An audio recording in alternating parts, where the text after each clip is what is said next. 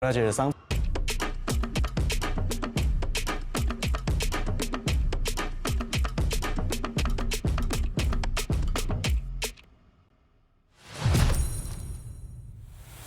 Welcome back to the second half of our stream. I am Intero, and I am with my arch nemesis, Hap, who I hope that I would never have to share a desk with, but we're fellow chieftains. We are, that is true.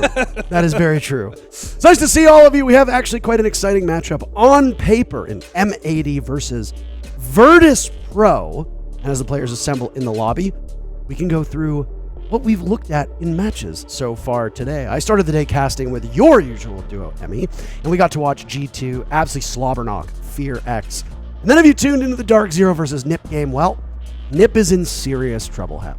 They definitely are. If you looked at like the standings, they're currently at the bottom of the leaderboard, and it's like, you know, considering they were once hammer lifters for the majority of it, definitely not something that a lot of the viewers at home would expect. No, people much smarter than me will dive into why Ninjas in Pajamas are in the trouble that they are in. M80 versus Virtus.Pro is up next. Then you saw that bleak match. We'll be rounding out the day.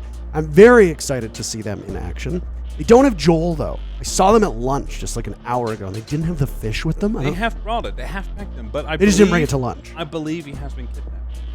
I did see something on socials. It was, I think it was even the opposing team stating, like, or one of the group teams saying, like, we have Joel. So, might have to pay the ransom. That's terrible.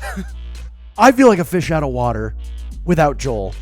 I'm sure you do as well. I'm sure they do. Everybody does. Too. But, that's right. Yeah.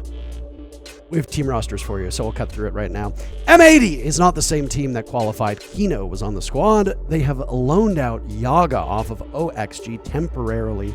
And well, if yesterday's matchup is any indication, his impact is definitely being felt, but I don't know if that alone is enough to turn the tide. They did go up against the defending major champions, and one could argue the best team here in W7M. They ultimately lost 2-0.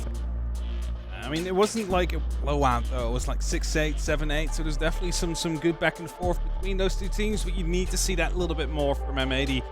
Of course, they do very well domestically. They did very well in NA. You kind of want to, you know, bring that across here at SI at the biggest of stages that we have each year. Yeah, I mean, it's tough for one of these NA teams to come in here not at their full potential, but I mean, Sonics also made that change. DZ also made that change. The only NA roster that came in with their full 5 is SSG. When you look at this squad, Virtus.Pro, they have been so consistent. Pasha, Dan, Shepard, always, and Joystick. These players have been competing together for years in various forms. Obviously, there was that period of time where they were competing under Team Empire, and then they ultimately had an issue with the org. Basically, the entire team got dropped. It was a crime. Now they are back. But unfortunately, it doesn't seem like they've ever been able to get back to that level under VP. I mean, it's always been a bit troublesome because they needed to try and find themselves a way back in Europe under the same team, but it took them a while and a couple of transfer seasons before they could finally get themselves all back together. And then they added Pasha to him, who has been an absolute, like, star addition to the lineup. Yeah, I mean, if anything, it's Dan and Joystick who are seemingly falling below the expectations we have of them, which is so odd because, as has been said by the great Panari, Joystick is a Russian cyborg created by, you know, Soviet Union to come and play esports and dominate Rainbow Six. The maps are in front of you. We're going to Border, Bank, and Skyscraper. Is there anything that jumps out? If not, what do you have to say about these three maps? I'm first of all going to start with Border. I mean, VP had never played it this year up until yesterday. Lost a 7-2. It's going to be back again, so that might be a bit of a problematic start. However, the next one, Bank, they actually do enjoy 8-1 this year in terms of victory, so we could be seeing a third map here, unless Virtus.Pro managed to surprise in that very first one. I mean, we have seen a number of 2-0s today. In fact, I can't recall all the matches on the other stream because obviously we've been focusing on this stream. But it's been pretty much all 2-0s down the board, and it was this stream yesterday that was almost all 2-0s as well. Where does the 2-0 stream? I guess we're on the B stream. We're relegated here. I have to cast with Hap, but the good news is I only have to cast 2 maps with Hap. Apparently, that's, I guess, the saving grace. Maybe it could be 3. Who knows? They might be trying to punish. I'm not somebody who believes in a higher power. Do you? I don't know. But should one exist, I hope she is merciful and merciful on me having to sit next to you. I'm just kidding. These are having to cast. These are jokes. No, it was This is some brutal predictions, by the way. 18% for Virtus.Pro. That is not looking good for them. I mean, it might just be because of Border and what happened yesterday. They change over the map. Yeah, that's very poor. For those of you that don't know, Hap and I are actually terrific friends, and we have been friends for a very long period of time. When I lived in Poland, Hap and I actually used to squad up and play ranked quite a lot. So Yeah, a long time ago already. It was a long time ago, yeah. I used to refer to him as Dutchman. So for those of you that think that I'm being mean-spirited or in any way, shape, or form truthful, I am not. It's all jokes. I always don't get this when people are like, oh, didn't you actually not like Hap? And it's like, if I didn't like somebody, why would I be casting with them, number one? And number two, two, be sharing an RTS account together. Exactly. You know, exactly. And two, why would I be saying that like to your face? It's like if I don't like somebody, I'm not talking to them. Doing broadcast. More about them, exactly. Operator bans are rolling in now, and we have a Ying and an Osa ban. Ying bans are quite common. During Stage 2 of last year, and as well during the Atlanta Major, she was one of the most banned operators, period. Not just the most banned attacker. Osa, of course, is a bit different because this is a map where Osa tends to be quite strong. So, doesn't matter what the bomb site is, Osa has a lot of influence. Another operator that is seen as one of those nuisance operators is Fenrir. He's removed. I gotta say, I like both of these bans by M80. Yeah, it definitely takes out a lot of the sting that you can really put onto a map like Border. Of course, also, I mean, especially if you look back in EU, Wild, for example, they use it in basically all of their rounds to go for a quick plant and make sure that round was over in 30 seconds. So, we're not going to be seeing those kind of shenanigans out here. Hopefully. You never know. Border, after all. It's a very thin map. M80 was running this exact same background yesterday, and I'm actually quite curious as to what the reason was for it. I guess it's kind of like their team colors, but I don't know if defenders protect your bombs there's more from being of a defused by attackers. strategic decision or not. I mean, we used to, back in Neighborhood North, have the cat ratio. It's the more cats you ran, the better the teams are performing. It's the sandbox there back. Well, I actually casted with Emmy what was Sandbox, Yeah, what was Sandbox? And is now Fear X. Were they using the cat backgrounds? They were. Well, 3 of them were, I want to say, but That's the issue. They use 5. well, I mean, they lost, so obviously that was clearly the answer. Operator repick is in full swing, so we'll talk about that when it's locked in, but if you look on the right side of your screen, Virtus.Pro has everything already locked in from the moment that they came onto defense. Oryx is an operator that has been a staple of Virtus.Pro through many different seasons and many iterations of this operator, even when Oryx wasn't really that commonly used. And then we started to see him quite a bit. Why? For one simple reason. He hit the 1.5 on the T5, which 1.5 scope on that T5 with virtually zero recoil meant that it could fry everybody. But with a map like Border, there are lots of hatches you can jump up, and you can very quickly get through the map. Similar to Coastline, it does not surprise me that they would run an Oryx, especially with how they like to play as aggro as they do. Usually it's Dan, though, that plays the Oryx. At least it was years ago. Yeah, but I think that Dan, you know, the Warden also always have been a pretty powerful operator, you know, with the smokes and the flashes to come out. But with the nerf of the grenades, that's actually been a very big buff towards the Warden because, as some teams call it now, we're in a flashbang meta.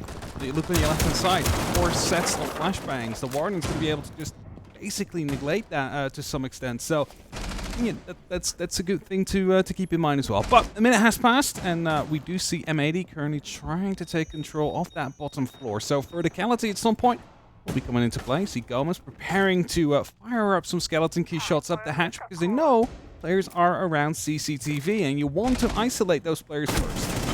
First engagement is going to come by Spoit, who managed to evade that proximity alarm on East Stairs.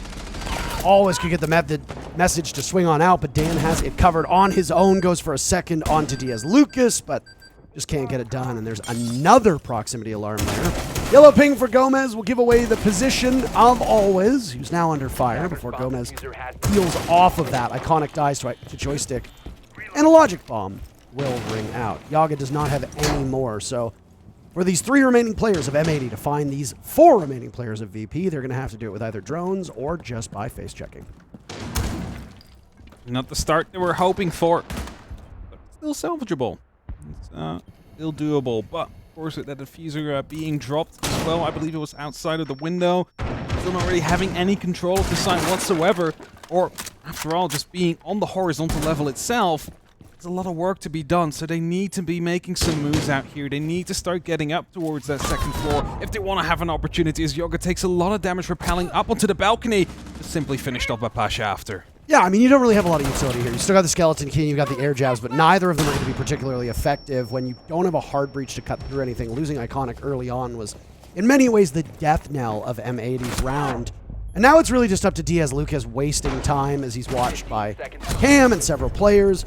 Always gets in on the fun, and almost every single player on VP on the board in terms of violence. An excellent start in that round, as M80 looked, I don't want to say lost, but certainly didn't enter with the level of confidence that we've seen from them before. No, for sure, and I think that came down to the fact that they wanted to take control off CC, but they did that by mainly playing it down from below, trying to, get those pings out with those drones and see if they can get a floor bang in with that buck opening up and holding those rotations, but it kind of went south from there, and they weren't able to get that pressure really down there, and if you invest so much in getting CC and you get nothing in return, there's no way that you're going to be able to continue that towards the side. Bomb located by attackers. So, a different lineup being brought somewhat by Virtus.Pro. Again, we'll wait and see if M80 decides to swap things up. So far, they haven't changed any of their initial operators, but for VP, a Valkyrie pick is usually always a good choice. She remains unbanned. This is something that a number of casting pairs have talked about. I talked about it with Nick. I talked about it a bit earlier with Emmy as well. I'm not sure if you and Emmy have spoken about it, but there are about 5 defensive operators that should be banned every single time, but you can only ban 2 of them. Yes. Exactly. So in this case, Fenrir, great choice. Azami, excellent choice. That means that you're going to have Lamai up. You need him, you're going to have Kaid up. It means you're going to have a Valkyrie up. It means that Solus is going to be up. And you're just going to have to deal with those nuisance operators. And that's something that M80 might struggle with. Though M80 obviously got rid of the Fenrir because they didn't want to deal with that, and I think that's a good decision. Especially in relatively close quarters when you can put those dread mines all over the map and then take relatively close engagements, as VP does tend to like to do. It's not just that, it's also like as soon as you open yourself up to one angle, it's not just one angle, it's 3 different angles you can be swung from, and not being able to see anything with those AFNATs doesn't really help, so it's definitely a solid banter come through. Well read though by M80 is that the Valkyrie was brought out, so potentially saw that on a drone or realized, oh, we're playing ventilation right now, that's usually where the Valkyrie will come out, let's bring that IQ. So Gomez just needs to stay alive long enough to actually, ping out those black eyes, just to make sure they're not going to be a big of a nuisance. I like how you might swap the operator around, but Joystick is still going to be in the same part of the map. He was playing over in security with Oryx, now he's going to do the same thing with Valkyrie. The first bit of contact in the previous round was over on top, east stairs, always turns. He's got sights on multiple players. He takes a very bad gunfight. Will leave a trail of those goo mines behind him. Still here as he hears the telltale signs. The player not too far removed. Diaz Lucas will go on in, and it's a similar position to where Dan had engaged from before. He's on the Oryx, so I feel somewhat vindicated here, but without that 1.5, what can he really do? 2 kills in a row from M80, and they're looking for more now as the EE1D goes out. Brought Dokkaebi both rounds, but now they're adding the Lion just to try and determine the location of these players on M80. Still not full control though, and Joystick goes for a crucial rotate out of CCTV at that point because he was being collapsed upon by Iconic and by Yoga as well. So as he falls back, there's still the opportunity for them to actually take that fight towards the side itself. As long as Joystick does stay up, the verticality is there as Diaz takes an impact to the face. Will get down as a result as Pasha swaps over towards the pistol. Shepard help! Someone just walks in, Joystick shuts him down, and suddenly VP turn back that round into their own favor again. And the only person who really been damaged up to that point was Pasha, but Gomez is in, lines him up. Joystick says that's enough. 2 kills for him. Leaving Yaga, the newest member of this team, on loan to do the rest of the work. And he finds Joystick. It'll be a duo between him and Shepard, but it's a soulless. Yaga's above the bomb site, and lucky for him, he has access to the diffuser. Now we'll put those X-Kairos to good use. This is well played by Yaga. He's got time at his disposal. It's all up to Shepard at this point to either directly engage or peel off. Now, with Shepard having that shotgun, I suspect he's going to want a direct engagement relatively soon. But if Yaga doesn't get a kill right about now, it's over. Shepard, playing by server, pulls out the sidearm, and it's 2-0 for VP. It feels like they might have wanted to put Shepard up on the top floor, of course, but you can just start firing down with that shotgun when you're using the Solace gadget to find out where the diffuser was going down, but didn't really have the opportunity to rotate back up anymore after the initial fights took down. Again, M80, they opened up strong, were able to basically take control of most of the top floor, just not of Armory, and that's kind of where everything fell apart as they tried to push themselves through. lack of droning, really. The buff, Iconic should have been aware of the fact that there is a player close to the wall. Yeah, I was trying to see in both those rounds how much time M80 was spending on drones, and the answer is they really weren't spending too much time. If you're starved for information, you got to change things up, you know. And one of the operators I was actually just going to mention is being hovered right now by Gomez, which is Flores. Flores is an excellent operator on most of the sites on this map. Good for entry, good for ending up getting you holes in the floor. For example, in that previous bomb site, you want to open up the floor, you want to put pressure on the defenders down below. Flores is excellent at doing that. Oh, Shepard. Expect better than that. I think this is a shame with the shotgun. It should be easier to find those drones, but if you miss the first shot, then there's an opportunity it gets away. Yeah, you're kind of hosed. Yeah. But no, I like the Flores pick. Obviously, it doesn't stick. Gomez goes on to IQ, and I think the reason for that is that Valkyrie on the board, you've always got to be wary of that. Also, you can play that cat and mouse game with a Solus or a Pulse. Vigil as well. Yeah, for sure. And, I mean, this map, as you just mentioned, Valkyrie, there's so many places to hide those cameras in. You don't really want to be caught off, because we always speak about how deadly it is for teams to leave up the default cams. Now, basically, those Valkyrie cams can be placed wherever, so that information can be even more deadly than those defaults. Either way, it is going to be, I think, a fight of the top 4 first, as it usually is for the bathroom. You just need to take control of Office, so you have that verticality to go your way. That hatch that's placed in Office gives you so much freedom, so much access to the entire side, and if you do not have that, that means the defenders have it, and that means that your plant is not going to go through. Yaga's the one holding the diffuser yet again. Playing hard breach on border. Spoit yet to find a kill in this matchup, as he's positioned in a very familiar spot over the last 2 rounds, atop at East. And as Spoit using the other logic bomb, you really would expect there to be a bit of a push to come down on the back of an E1D pops as well. You hear some of the concussions to go through. Surely something comes in, but always finds Spoit instead. Iconic is trying to chase, but he gets shut down through the actual armory wall. And again, it's just a complete shutdown on M80 side when they try and make a push happen. And they're all just dying. They're all falling by the wayside here to VP. Yet another attempt from M80. Tackle security as Yaga throws in a drone. Could have hopped through the window, thinks otherwise. Both of those logic bombs used by Spoit so early on, Hap, and they really didn't do much. Yes, they gave M80 a good idea of where those defenders were playing, but by the time that M80 could capitalize off of it, it was too late. And the crossfires that VP continue to set up are mighty good. Now, VP are a single kill away from starting off M80's map 3-0. I suspect this is the point where M80 calls a timeout, because if they don't, what are you going to do? What is the point at which you want to talk to your team? And there has been a timeout that has been called, but it's... I'm just trying to think of it here, right? You're M80. I'm so right. Hold on. I was high-fiving myself. But you're M80. You see that the way that VP played yesterday on border, they lost 7-2. You must be feeling pretty confident going into this map, and then you're just getting yourselves handed over towards VP. They're just completely destroying you so far. There's absolutely nothing going their way.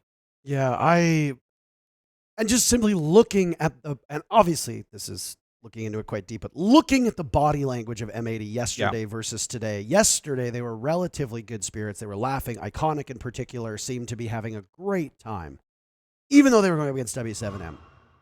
I don't know if maybe there's, you know, a thought process where M80 is like, we're probably not going to beat the defending major champions. That's fine. But VP should be relatively easy. The fact that you've got all these long faces and you've just let momentum completely slip by, it's built up so strong. And VP, as a team, usually has that history of being very tough to crack. But over the last year, we have started to see that machine break, right? VP's mental resilience, as we used to call it, all the way back to the Mexico Major, all the way back to SI in 2020 for crying out loud, 2019 crying out loud. This was a team that you just could not get under the skin of. Not the case. Virtus.Pro are not on the level that they used to be. Mentally, they boom. If you allow them to start on your map up 3-0 and gain not just momentum in game, but also mental momentum, you're going to be in really rough shape. And I don't know what exactly Bodega can talk about with this team to get them back on track, but You use the tools like Lion and Dokkaebi to try and gain map control. It doesn't work at all. Yeah. You're not establishing a proper entry against the crossfires that have been created. And frankly, it kind of looks like what we know from VP so much, is that they do the same thing almost every time. That setup that they have, essentially in archives, or in office rather, it's right here. They've been running basically the same thing every time, and they have not been able to deal with Dan. I don't get it. The position inside of security. They've been doing it pretty much every round, whether it's always or joystick. They can't deal with it. And that's that worrying thing as well. Like, you've seen him play yesterday, you've seen him completely fall apart against the Liquid, and you would expect that you're able to bank up the same mistakes that they made, but VP really showing up completely different here. But the same goes for M80. Those first 3 rounds, maybe the first one they managed to at least, you know, get something down line, even though they didn't have any control onto the actual map that they needed, but they were able to get those fights in. But after, the grenade killed now. Dan just lives. The grenade bounced in from up above. The second one coming through. Now that's the grenade down to come through. And it gets finished off right afterward. But it's an opening. That's something they can work with. They haven't had that one so far. I don't know if you watched the G2 game, but Doki got killed by a grenade. But he was down But he was down. This case was the opposite. Both grenades downed Dan, but he was secured at the hands of a gun. Explosives used by M80 will be answered back by Virtus.Pro as a Nitro Cell gets Yaga. And down goes the Dokkaebi. That operator's been passed around through this roster. Also means that the diffuser has been dropped. Shepard taking about 95 damage as well from a grenade. Just flies over. I'm not quite sure why so much damage is being taken by those grenades, especially Shepard, who had the opportunity to just move away. It's not like we can, you know, kick the grenades anymore. However, sneak up from the stairs comes in. Gomez finds one before he gets shut down, so we stay in that 3v3, but Shepard being low on HP is going to be a crucial factor. Spoit finally gets on the board and reads into exactly where Pasha was. Shepard still on 1 HP, and Joystick with him is all that she wrote for Virtus.Pro. This is the best look that M80 has had so far in this matchup. And it comes at just about the right time. You burn your time out. If you lose this round, you lose the first half, because the best you can muster after that is 2 rounds. And then effectively, the cycle that Virtus.Pro is running has been quite effective. E1D is used, and that's just a lost fight for Joystick, who swings his head around, shaking it, not particularly happy with that. Leaves it all up to Shepard. If Shepard gets hit by the flashbang itself, he would be dying here, so he should not be winning this. He's fully white, and Spoit indeed is going to be shutting it off. M80 will find himself with a round on the board on Armory, and with that, basically disturb the rotation that Virtus.Pro wanted to go for. So, the question then is, ventilation or Armory? Where are they going next? I mean, you could also run it back to Armory. You could run it back upstairs if you really, really wanted to, right? And I don't think that's a terrible idea. Ventilation is what they have marked right now, but it wouldn't have surprised me if they'd gone back to Armory, as you said. Which one do you choose between the two? You're surely not going to go to Customs at all, because that's just not the bomb site that people play. It shows up so infrequently. And Bathroom is still locked after it was won successfully 2 rounds prior. So instead of going upstairs to Armory, they will gamble on that bottom floor / first floor bomb site events, which came down to a 1v1. It was quite close. You remember, it was Yaga versus Shepard fighting in the final moments, and Shepard ultimately prevailed on the Solus.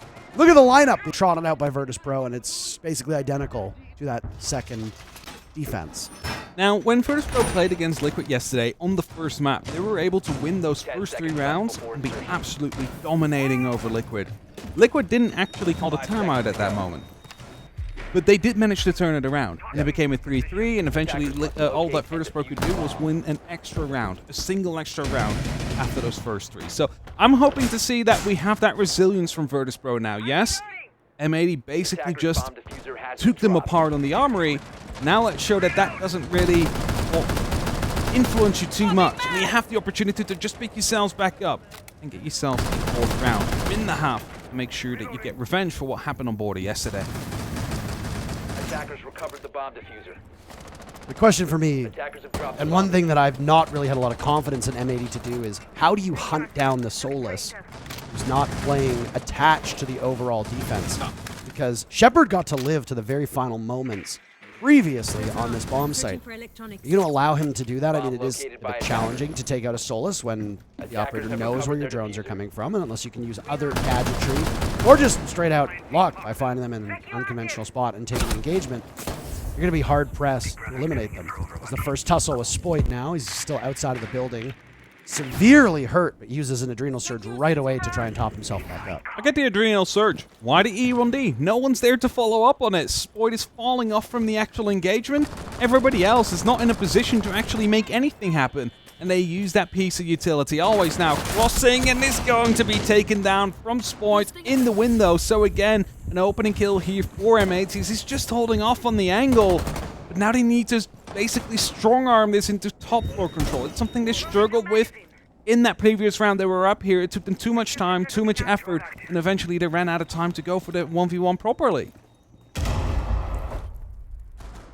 A tough loss to have your Legion be off the board, especially when those goos might not have been fully thrown out. There's still plenty of time for him to generate more and more, and you can hear the goos getting hit. Change to Legion that happened. Sorry? They're going to try plant. E1D comes up. They're right up to the doors right here. Diaz as well.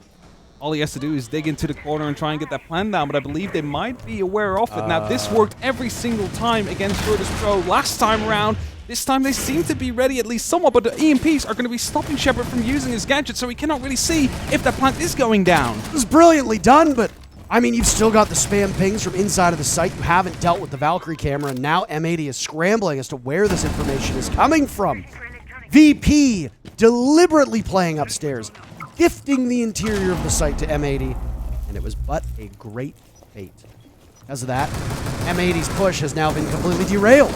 They have to take engagements in unfavorable positions. Gomez dies to joystick, and despite losing the first player, it's all VP the rest of the way. Joystick with the final 2 kills, a 4th round for VP, and a rare smile on the face of Shepard. Now, I was actually going to be looping into this. Liquid managed to plant 3 times like this yesterday. They just took horizontal, took themselves into the corner, their plant, and VP didn't know what was happening every single time. But this time they were ready for it. They were having these verticals ready, but it was for those EMPs that they couldn't really get onto the solid scanner to see where the plant was going down.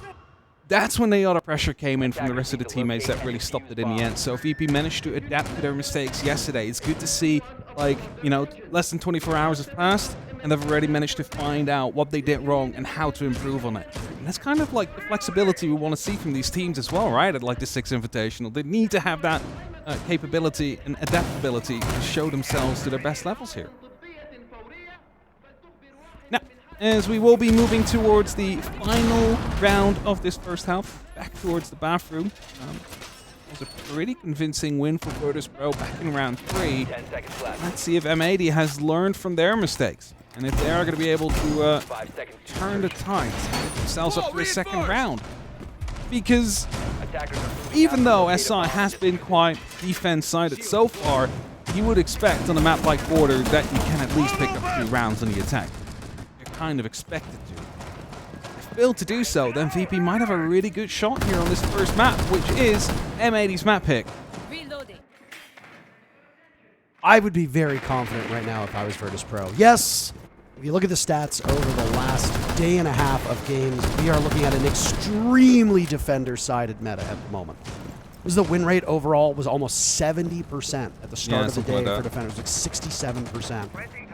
Unfortunately, not the number that we know we all wanted it to be, just a couple off of that. But at the end of the day, I mean, if you're looking at a 70% win rate for the defense, Virtus.Pro is about there, and that's exactly what you want. You guaranteed 4 rounds based on those numbers, or rather, you want to be guaranteed those 4 rounds. Now, these East stairs have been such a problem for M80, a quagmire where they continue to get bogged down.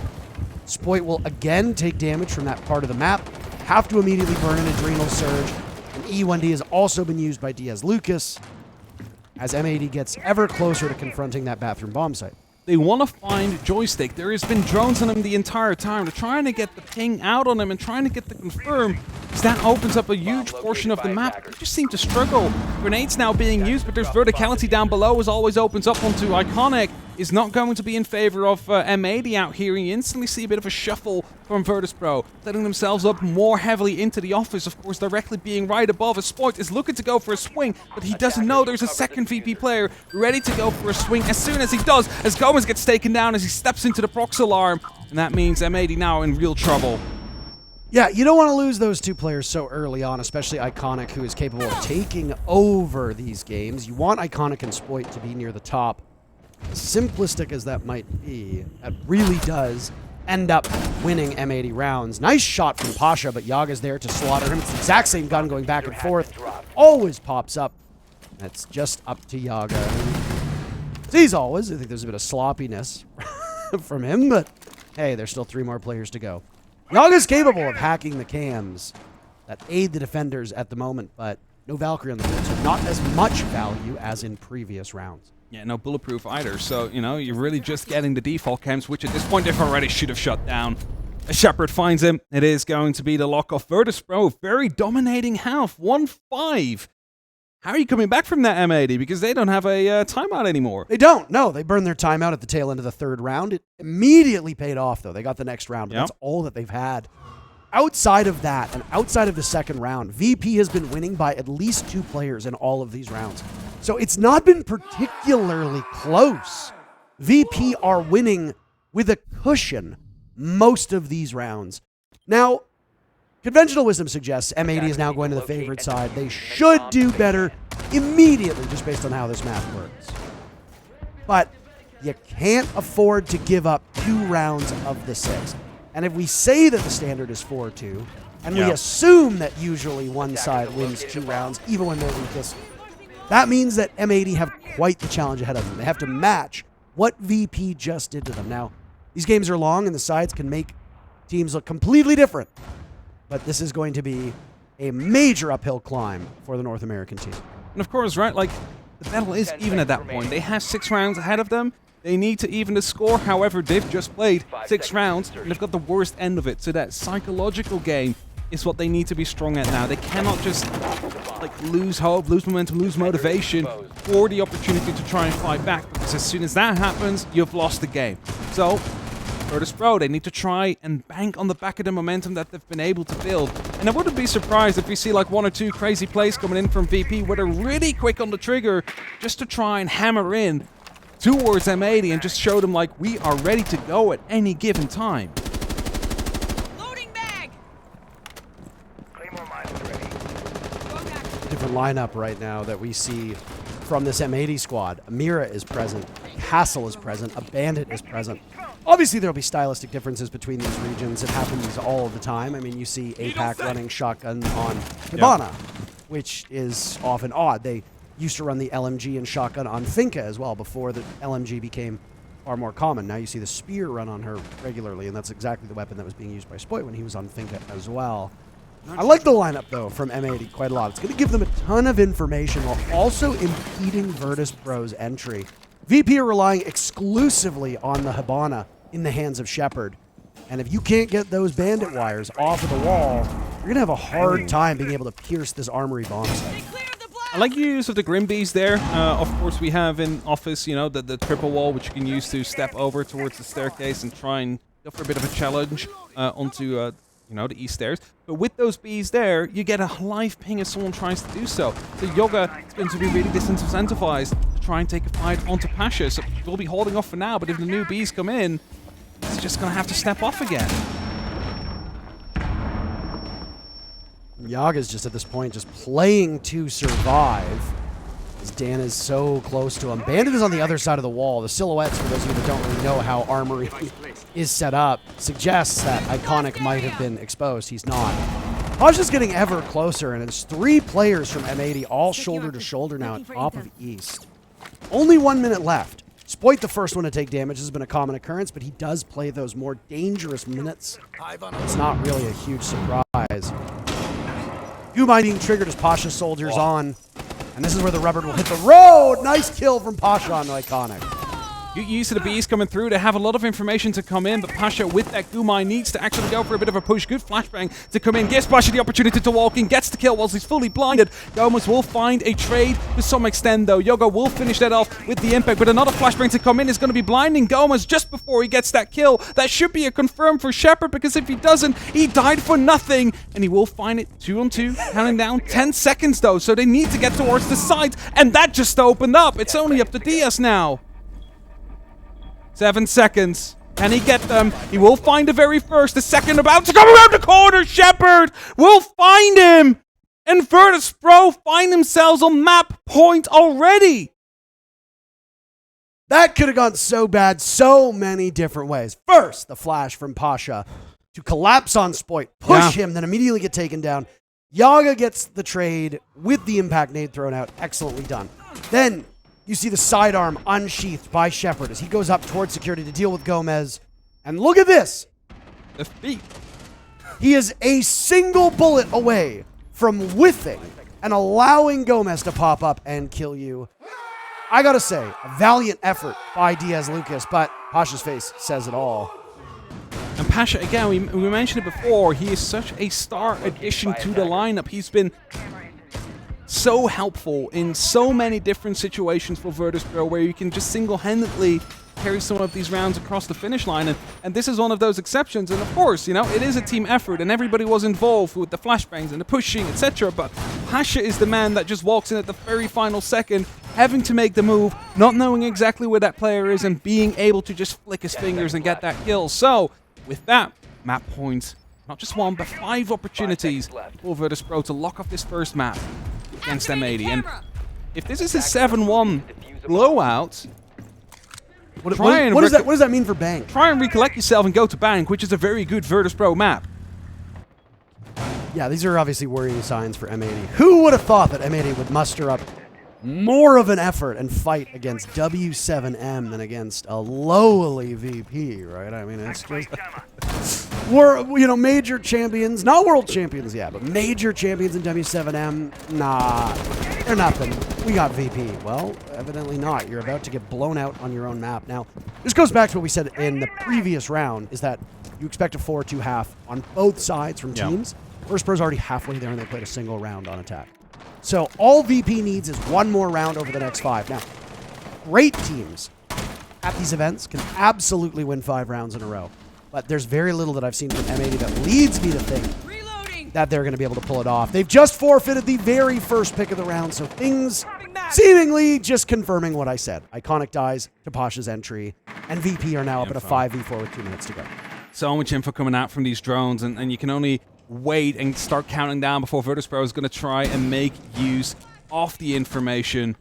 Now, there is going to be some reinforcements which make it more difficult for Joystick. He goes off at the exact wrong moment because someone just passed by his line of sight. But these are starting to come out again. It's going to be live information of the player inside a fountain. You know, it doesn't pop off. Now it does. So now they're going to know where he is. And Gomez just being double flashed. There's no way he's going to survive this. Well, he's hoping for the cross that's being held right now. Both being pinged. But I don't know if Spoit's going to be able to do it. Flashbang primed and ready for Pasha to jump on in. There it goes. Bees as well. He knows there's one in there. Oh, well tossed by Gomez, and it's completely blown this up. Spoit to the rescue as the flashbang ends. He gets taken down. So does Dan. It's all on the shoulders of Always. That looked so good for VP. They just weren't expecting the Nitro cell. And now M80 have the best chance that they've had in a long time of getting onto the scoreboard. That really was a 3-2-1 execute coming down from VP. The flashbangs were well coordinated, and they were supposed to be able to pick up those kills, but the Nitro cell saving the day for M80 there, living them and buying them another round into this matchup where they have the opportunity to try and turn the tide, because still, VP are dominating. They are the leading step in this dance between them. They need to start taking over.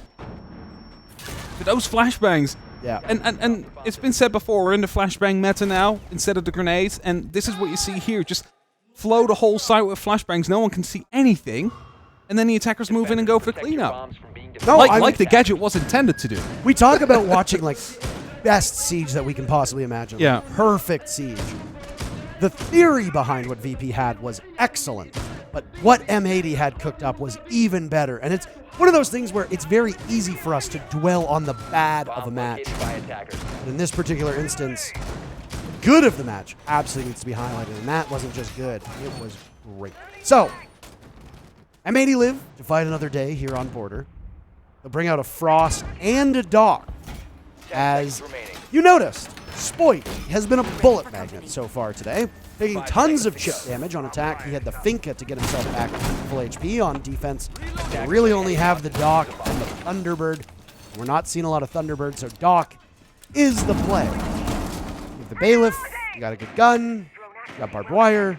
Yeah. I mean, the thing with Doc is, right, you have 3 stims that heal you all the way up to full HP instantly. Whereas the Thunderbird, you have those stations you need to place, don't heal you instantly to full HP. It's just a portion of your HP that goes in. And the idea is, should you really get down to about 1 HP more than 3 times in a round? If that's the case, then something is wrong. Because that's when Thunderbird starts taking over. If you need to have more than 3 times the amount of heals to come through, as of course those Kona stations heal yourself all the way throughout the entire round. A minute has passed. Virtus.Pro setting themselves up, of course. Top floor control important again. We're a bathroom, so the office needs to be taken. Yoga is going to be the sole protector of the office right now, and drones are starting to roll in, are starting to give away some information, and as the calls come in from the logic bomb as well, and the E1D pops, surely there's going to be some response to come in. These stairs again being a huge focus, but VP has discovered that it is not as sexy a place as it was before. Now it's always to move up. Oh my. Here's the phone call. Does. Here's multiple phone calls, and herein lies the problem. Nice snap onto the head of Iconic. And more damage to be done to the Frost, but the re-engage from Gomez breaks in his favor despite walking away at 1 HP. All told, maybe not the start that they wanted, losing Iconic early, who has relatively been a non-factor so far in this match. Such an important operator as well, right? If the plant goes down, you still have Iconic able to play upstairs. That would be crucial in denying that plant from happening. We've got a Doc on the board, so if he can reach Gomez, Gomez can get back to full HP quite easily. I just don't know if that's possible because they are playing quite... No. Well, they would lose complete horizontal control if they do so. Joystick does get down in the meantime, though, so that gives an opportunity to start playing around with that man advantage, especially if you go for a confirm. But for now, it seems like there's no option for them to try and go and heal, unless they want to do it vertically, maybe. Start opening up a little bit into the ground and see if they can find an angle on Gomez that way. Exactly what they do. Oh, no, he just dropped instead. Because now they can afford to give up vertical control. It's 40 seconds. You can get the Doc down, take a direct engagement. You've got 2 stims as well. So Spoit, surprise, surprise, lower on HP, but now completely dead, as Joystick has been brought back alive by Dan, fighting another day. Yaga teed up, ready for Joystick to walk through. There go the bees. He looks longingly towards east, and there's a hatch, and he drops. I don't know if that was deliberate or not. It's immediately to his death. Shepard has everything lined up. Gomez, long range, out-dueling Shepard, and that's the case down as well.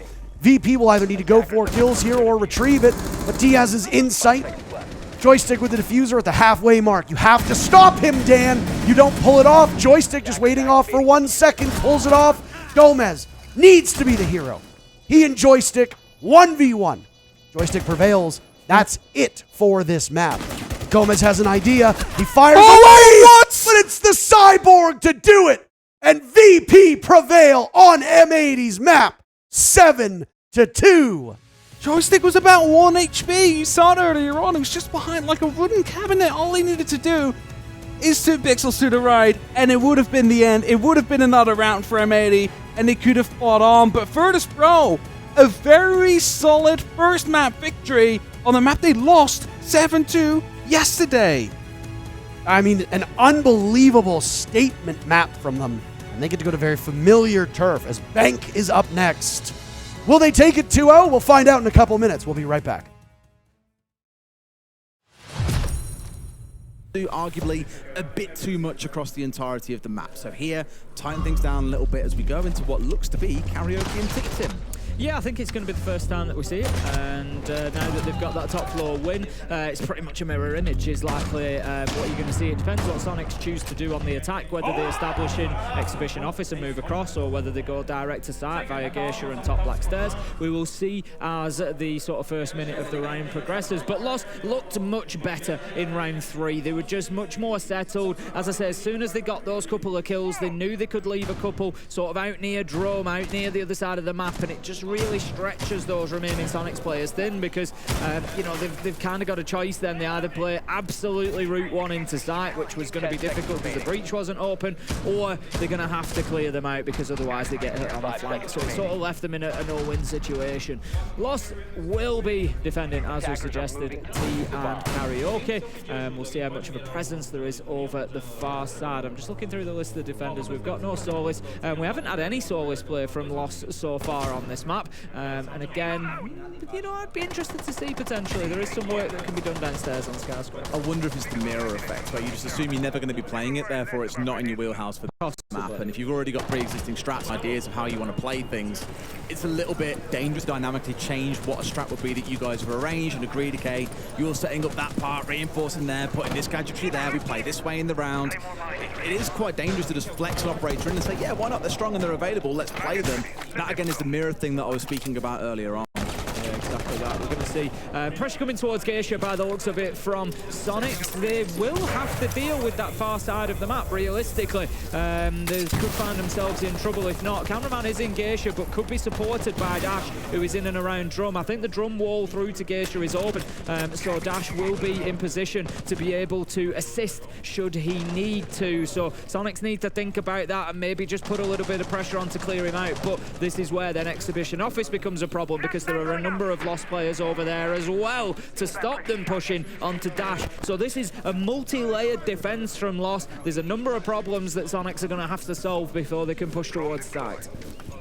Always the way, it's a problem-solving mini-game, a bunch of puzzles really standing before you, hurdles to the final objective.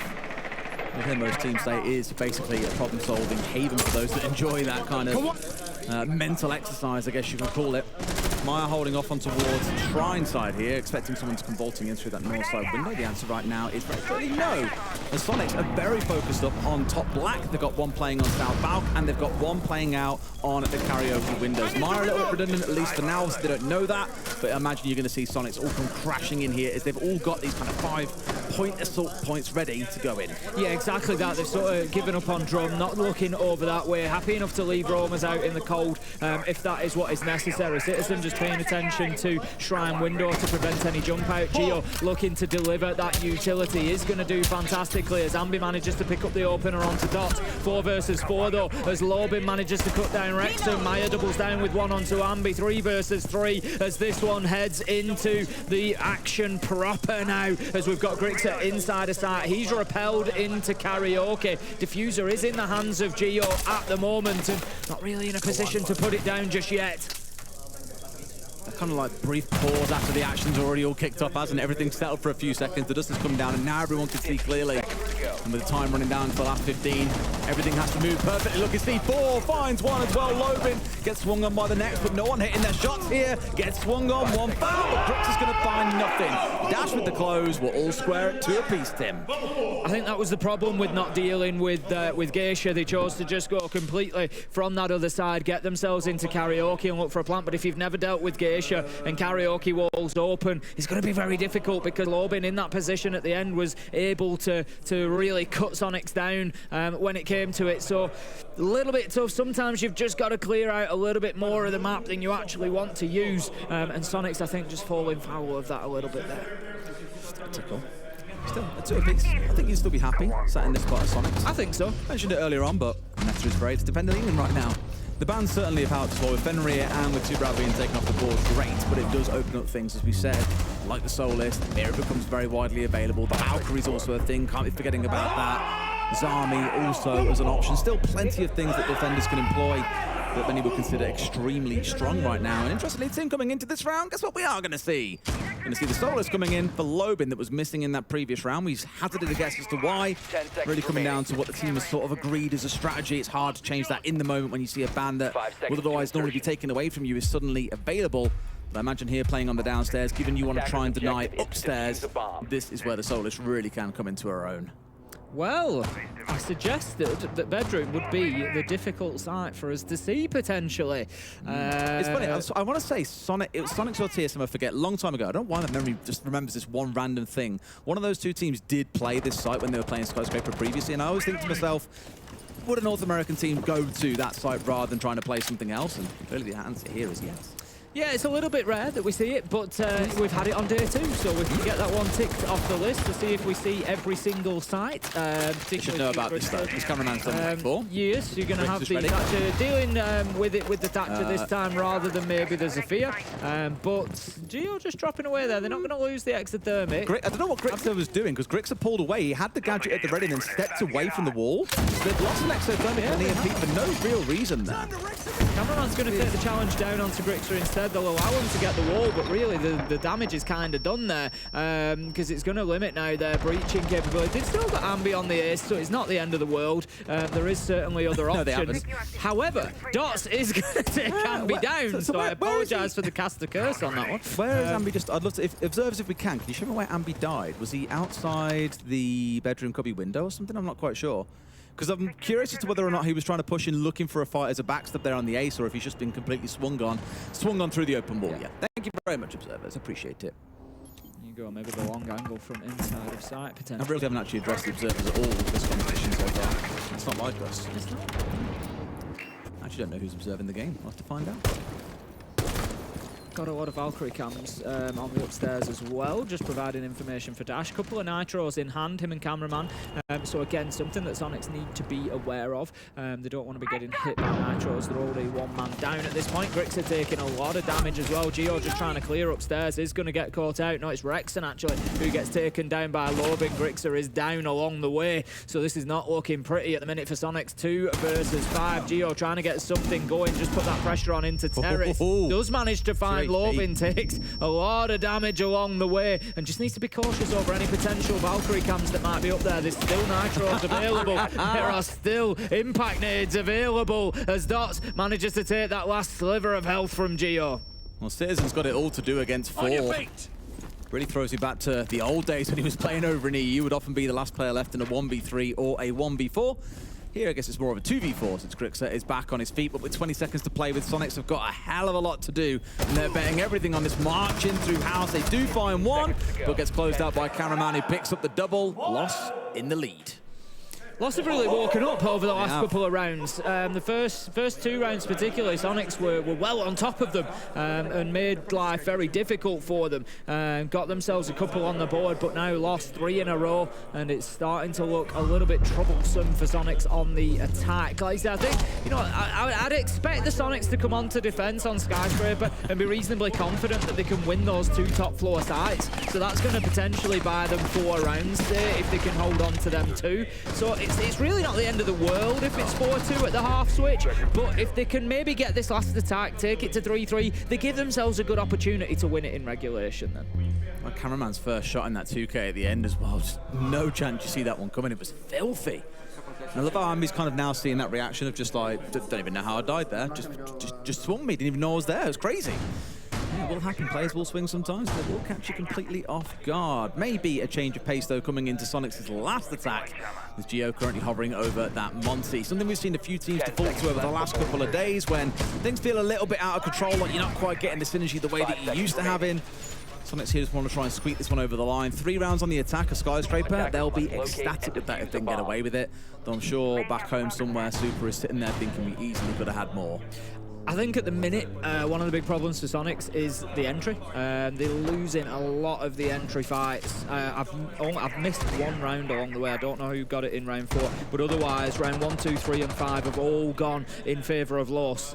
Round 4 may well have done as well. But an absolute best case scenario for Sonics, they've got 1 out of 5 entries. And it's just putting them on that back foot every time. It's like I said, we saw that round where Lost then were able to just leave 2 roamers out on the tea and karaoke side, out on drum stairs, and just make life difficult because the Sonics know they have to deal with that. So I'd like to see them come in here, get that entry kill, give themselves the opportunity, give themselves the advantage, and see what they can build from there. Well, to circle back to what we said at the start of the map, that was one of the defining factors of the games yesterday for both of these teams. Sonics, positive 7 on entry, Lost, dead even despite going 2-0.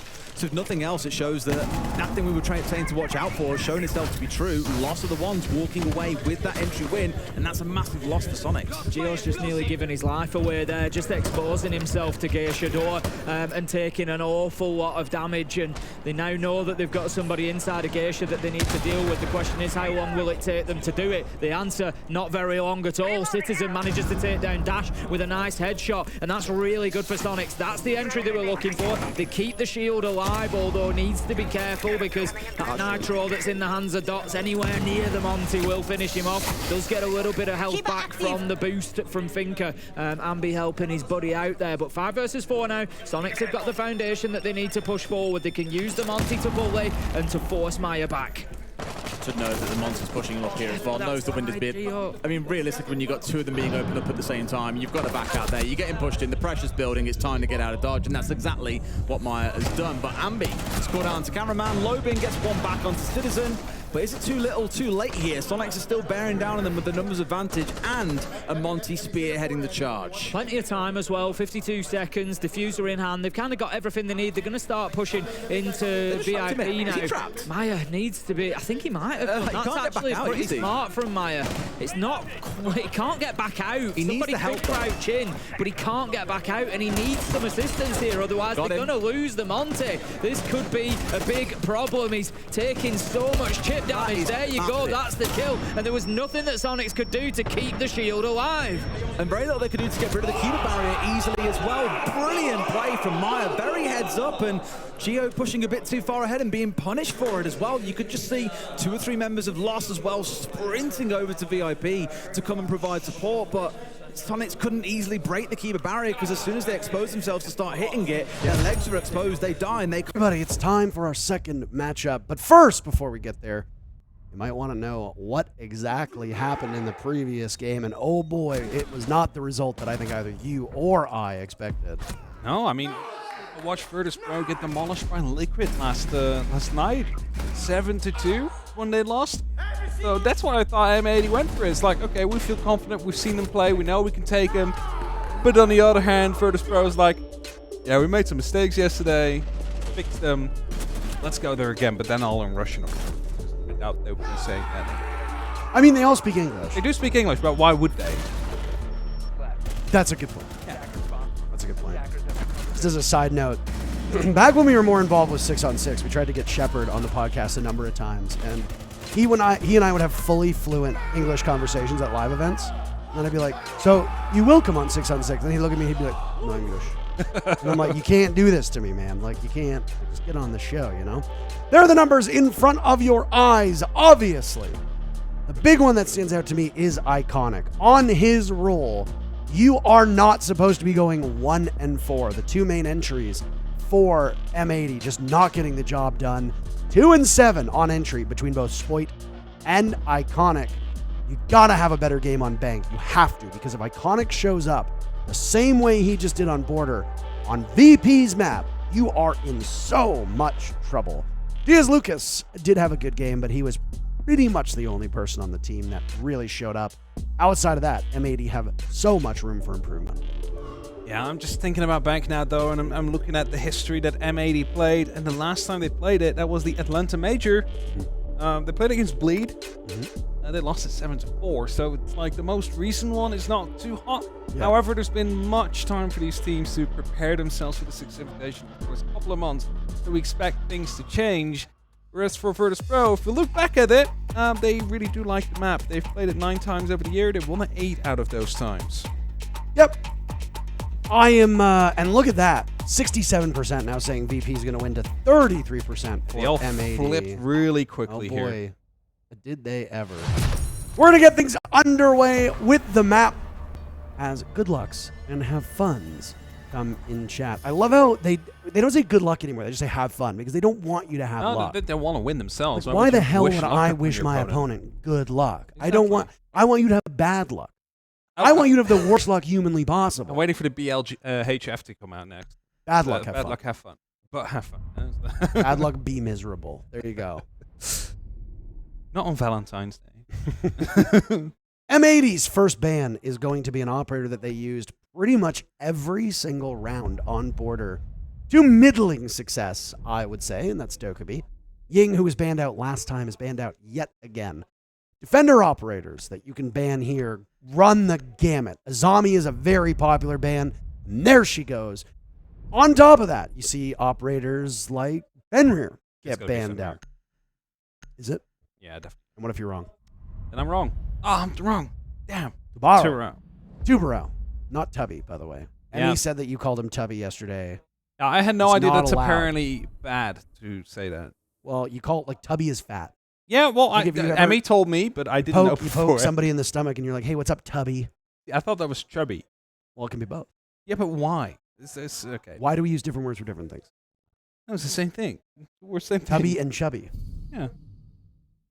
different connotation. Okay, it's I Attackers meant it in a located nice way, and and apparently defuse it's bomb. so. And then after that, Fox has started giving me started hammering in on me because I said snowmobile at the Discovered the location of the How'd you say it?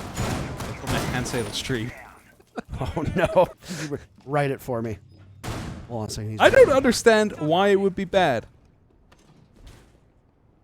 I think it's because it sounds a lot like you're saying.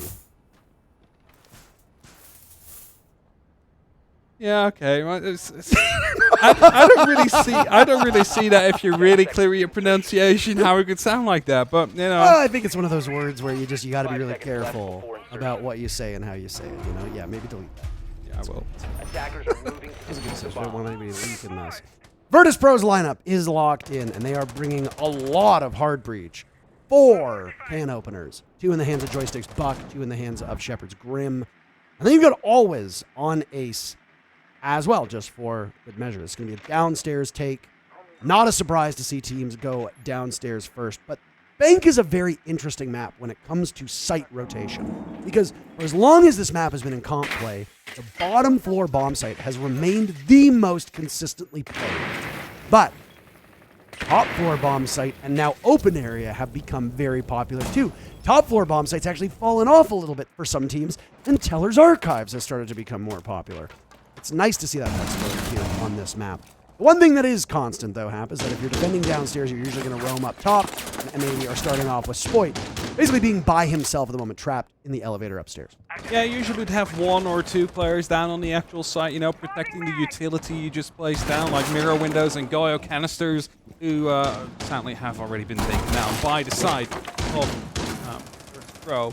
Spoit, as he was in the elevator, was actually receiving some heat, and he was asking for someone to open up the hatch for him so he could drop later down in the actual round. Quite a while before someone was actually there, open it up with the bailiff so he can actually have an opportunity to drop back out now. Why? Why? Why? You have a skeleton key. It's soft.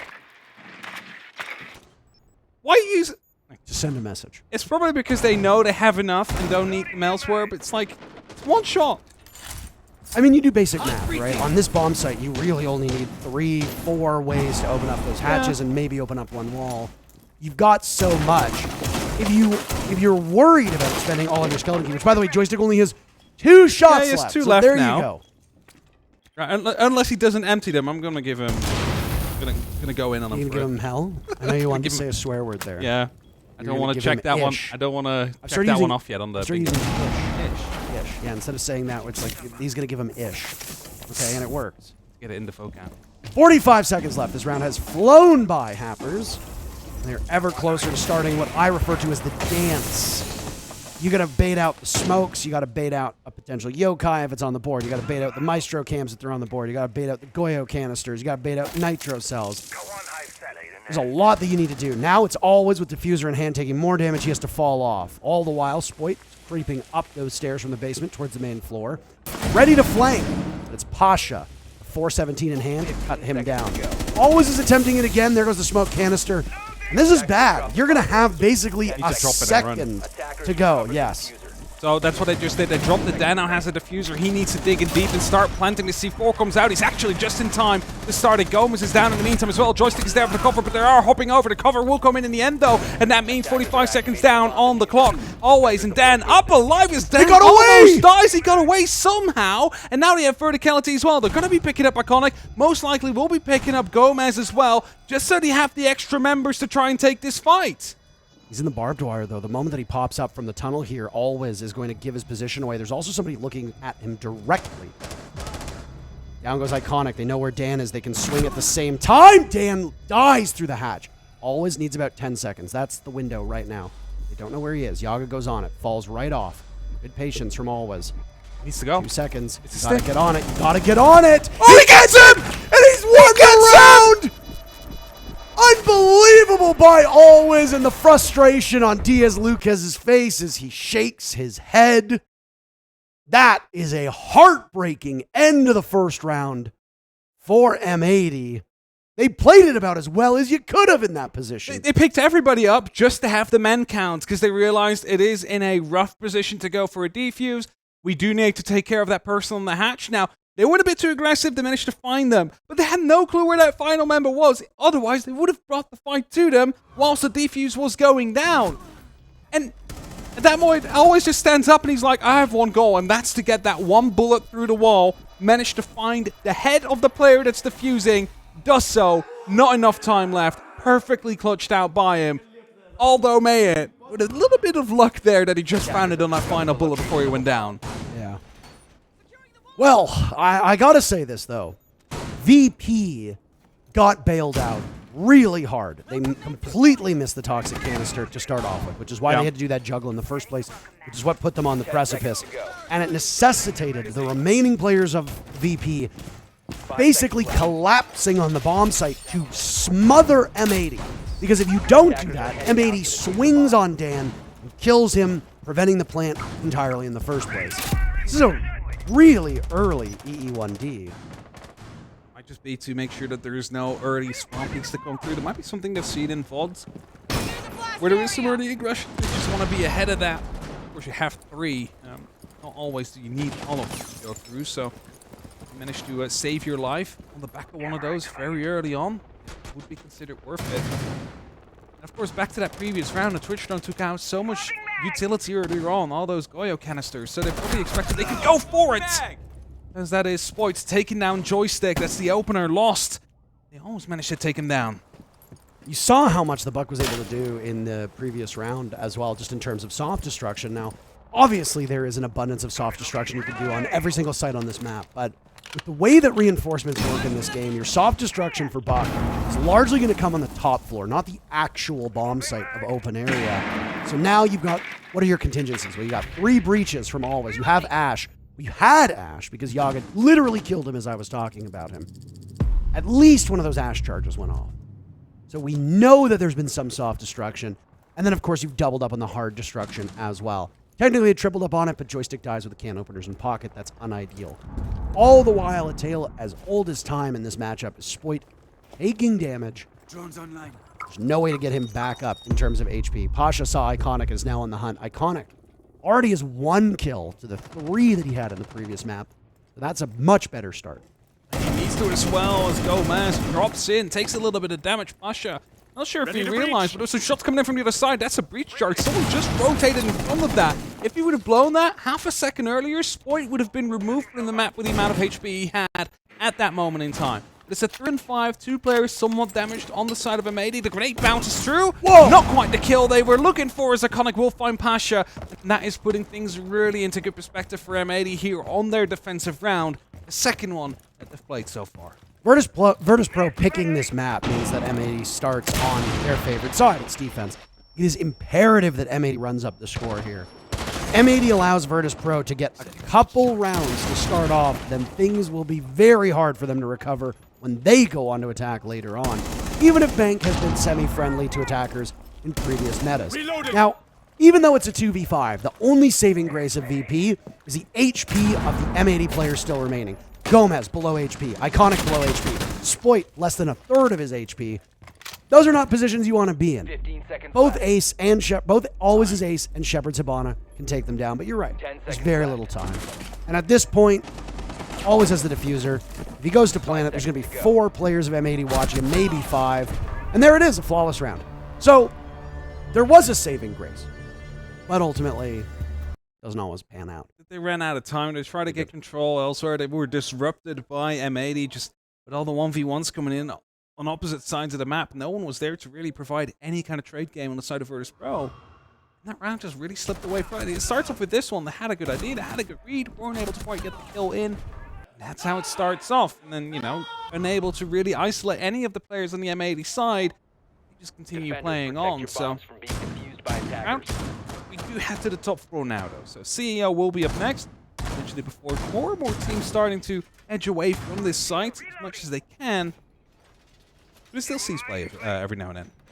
Yeah, I was going to say it's been intriguing to watch the meta here develop. And I mean, Cafe strikes me as another map where there's been an ebb and flow as to where you want to go. At one point, teams were almost allergic to going up to Cocktail on the very top floor. And then obviously the site that tends to see the least amount of play over the last year or so. And obviously you'd have to look at the numbers of every region to back this up. 10 seconds But left. at least from all the matches that I remember, the big one is Train, obviously.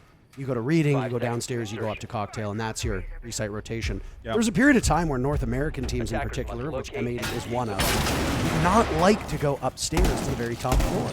And honestly, it's because you don't really have a buffer, right? On Cafe, you can just drop that skylight, you can drop the hatch, and boom, you're basically right in the bomb site. And while a lot of teams are going to approach it that way, you clear from the bottom up on Cafe. On Bank, on that top floor, teams can literally just rappel in the window, and if you're not watching, suddenly they've got control of a very crucial part of the bomb site. And if not the bomb site, they can get as close to it as possible. So, play down below. Operators like Valkyrie, Pulse, Solus obviously really enable that vertical play down underneath the bomb site. As you can see from the left-hand side, though, none of those operators are present. So you're going to lack information outside of the Evil Eyes. The black mirrors maybe can be considered information, but then also the bulletproof camera in the hands of Spoit that's been placed. Now, this is why I think Janitor is probably one of the most important parts to stop the rappel in towards the actual site, because it is just directly opposing those windows, and you have the opportunity to really play into there, and that's why you often see the attacker put so much utility to towards that position to either neutralize its efficiency by using smoke so they cannot really see through, or by trying to take it in a horizontal manner by pushing yourself in from the top square and just trying to find yourself through. Now, Kanto is going to be opened up. There's an Evil Eye right underneath it. It's going to be stopping any of those Excaros from blowing up. So Shepard's just wasted all of it. Okay, I was going to say, just manages to get a kill out of it, but it's Dan finding Spoit. But all the Excaros are gone, Kanto will stay shut. And that's going to be creating a very good stronghold position inside the elevator. Oh. These opening picks that we talked about before we got into this matchup are something that M80 desperately needs to fix. Iconic has already matched his kill total from the very first map through 2 rounds of action. So already a significantly better start as he's shaken off whatever bad juju might have been on him, and now he's aligned with the mission in front of him. But you also need Spoit to show up, too. Those are the 2 big prongs of M80. Adding Yaga back to this roster, at least on a loner basis, is to give them more depth, because we've had games where Diaz Lucas can take off, we've had games where Gomez can take off, but you got to have that depth. Yaga's been playing these more hard support roles so far. Oh my. Drop the bomb diffuser. Gomez sneaking up on the flank as we talk about his teammate, obviously taking that personally. Final 30 seconds, and Dan doesn't want to engage at all. They've got a line of sight on the side of Virtus.Pro into the bomb site. But now it's Dan to take some damage. It's that Gomez reaggressing. Iconic just sitting and waiting. He's got the open panel right in front of his eyes. He's not too far removed. That joystick. Nice shot through the wall of Shepard, but there's Gomez yet again. He's been a literal thorn in the side of this team. He takes down Dan, and there could be more to be found. Yaga dies to joystick. Shepard now dies. That's diffuser down. Nobody from VP can collect it, and the round will go in favor of M80. 2 in a row for them on VP's map. Good flank coming through. They realized we need to get in there, and the best way to probably get into that side is through the top of square. Only a single window to hat that could be watching it, but that would mean there's no cover on the direct site itself where the plant is going down. So it's a tough call to make. And if there's no flank drone set up to call that out, like, hey, he is coming through, that's when you're going to be losing out those rounds. So M80 managed to salvage that one perfectly out there. Just too late on that cover as well. So, one M80 are taking that charge. Back towards the basement, though. Back towards CCTV. This one just barely went over the line for Virtus.Pro. This shouldn't have. They took care of some early utility. The Goyo canisters were taken care of. The mirror windows were being opened up. It took until 30 seconds left into the round when the first kill happened, and that was a flank that was being initiated that got shut down by Virtus.Pro. Then the smoke canister started to come through, and they couldn't really go, and too much damage was already taken by the actual breach, which meant that they needed to swap it, run in deep. Took a lot more damage and time than they wanted to, so VP really need to be quicker on this attack if they want to repeat the exact same thing.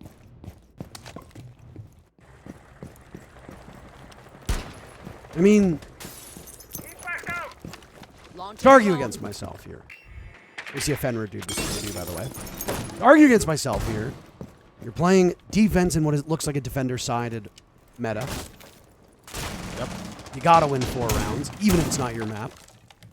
M80 is half of the way there. Virtus.Pro is also half of the way towards where they need to be.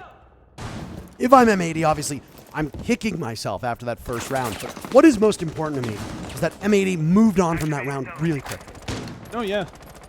What you need? You need to be able to show that resilience and just move on. They didn't get bogged down. And I mean, there are times when, you know, older iterations of this team might have found that it was too hard to come back from that. And, you know, I gotta give credit where it's due. Openings are starting to be made, but that's just to make the travel from top to down a bit quicker. As Joystick again opening up, trying to find some control off the open area, just to make sure that there's actually nobody staying there.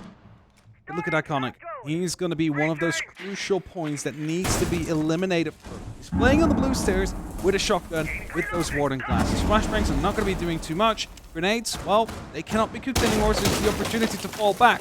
What are you going to be doing instead? You're looking at the utility they have. Well, maybe some Grim to be sent down, so you have hopping to come through, and also try and push in from the actual CCTV area at the same time. But that leaves you vulnerable to someone else. S-Point gets the very opening pick onto Joystick. Excellent first kill for M80, and again, this is their big win condition, is they need to be able to collapse on this. Dan, obscured vision from the Fenrir. Now it's Iconic shrugging off some damage, but he's collapsed upon as Dan has found his way in. It's a familiar spot for Virtus.Pro as they now have control of server. Open up the panel and now blow open where the usual default spot is, and this is where that juggle again begins. 50 seconds left. I want to say that Virtus.Pro is actually ahead of their previous time. Yeah, they'll have about 15 seconds left at the end of that last smoke canister to try and get their plan down, so it shouldn't be too much, but they really do need to get a move on. They need to keep baiting at those smoke canisters, not really give them any second whatsoever. S-Point popping out some of the fire as well, just to make sure that the packs are completely covered out. The bees will be coming in soon, however, as always, spots a gap. Actually, no. Last smoke canister pops right now, so that means 5 seconds left on the clock.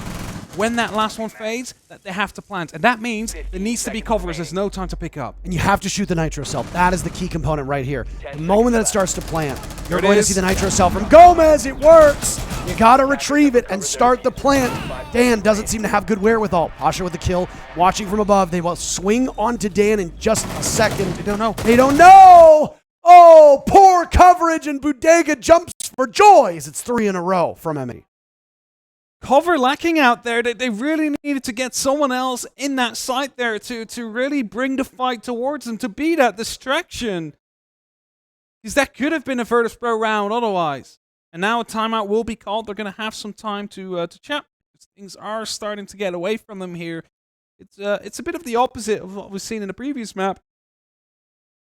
And of course, whilst they haven't looked as powerless, it has still been a very dominating M80 defense so far that we've been seeing from them. So they just need to find that one little gap in the setup, that one little opportunity for them to go for a play which will work out for them to get themselves that second round on the attack, which we do see as the minimum of what is expected from them. 2 more opportunities to do that. That is what they should be talking about now. How to salvage this health. I don't really see a lot of frustration from VP, though, too. No. So part of me assumes that they know that you got to keep it close. Overtime is probably where we will end up at the current pace that this is going, unless M80 turn on the Jets the moment that they swap sides. But, I mean, I think that's more of a big if than anything. Site rotation staying exactly the same. Lockers going in rounds 1 and 4. Open area was in round 2. Now in round 5 it goes again.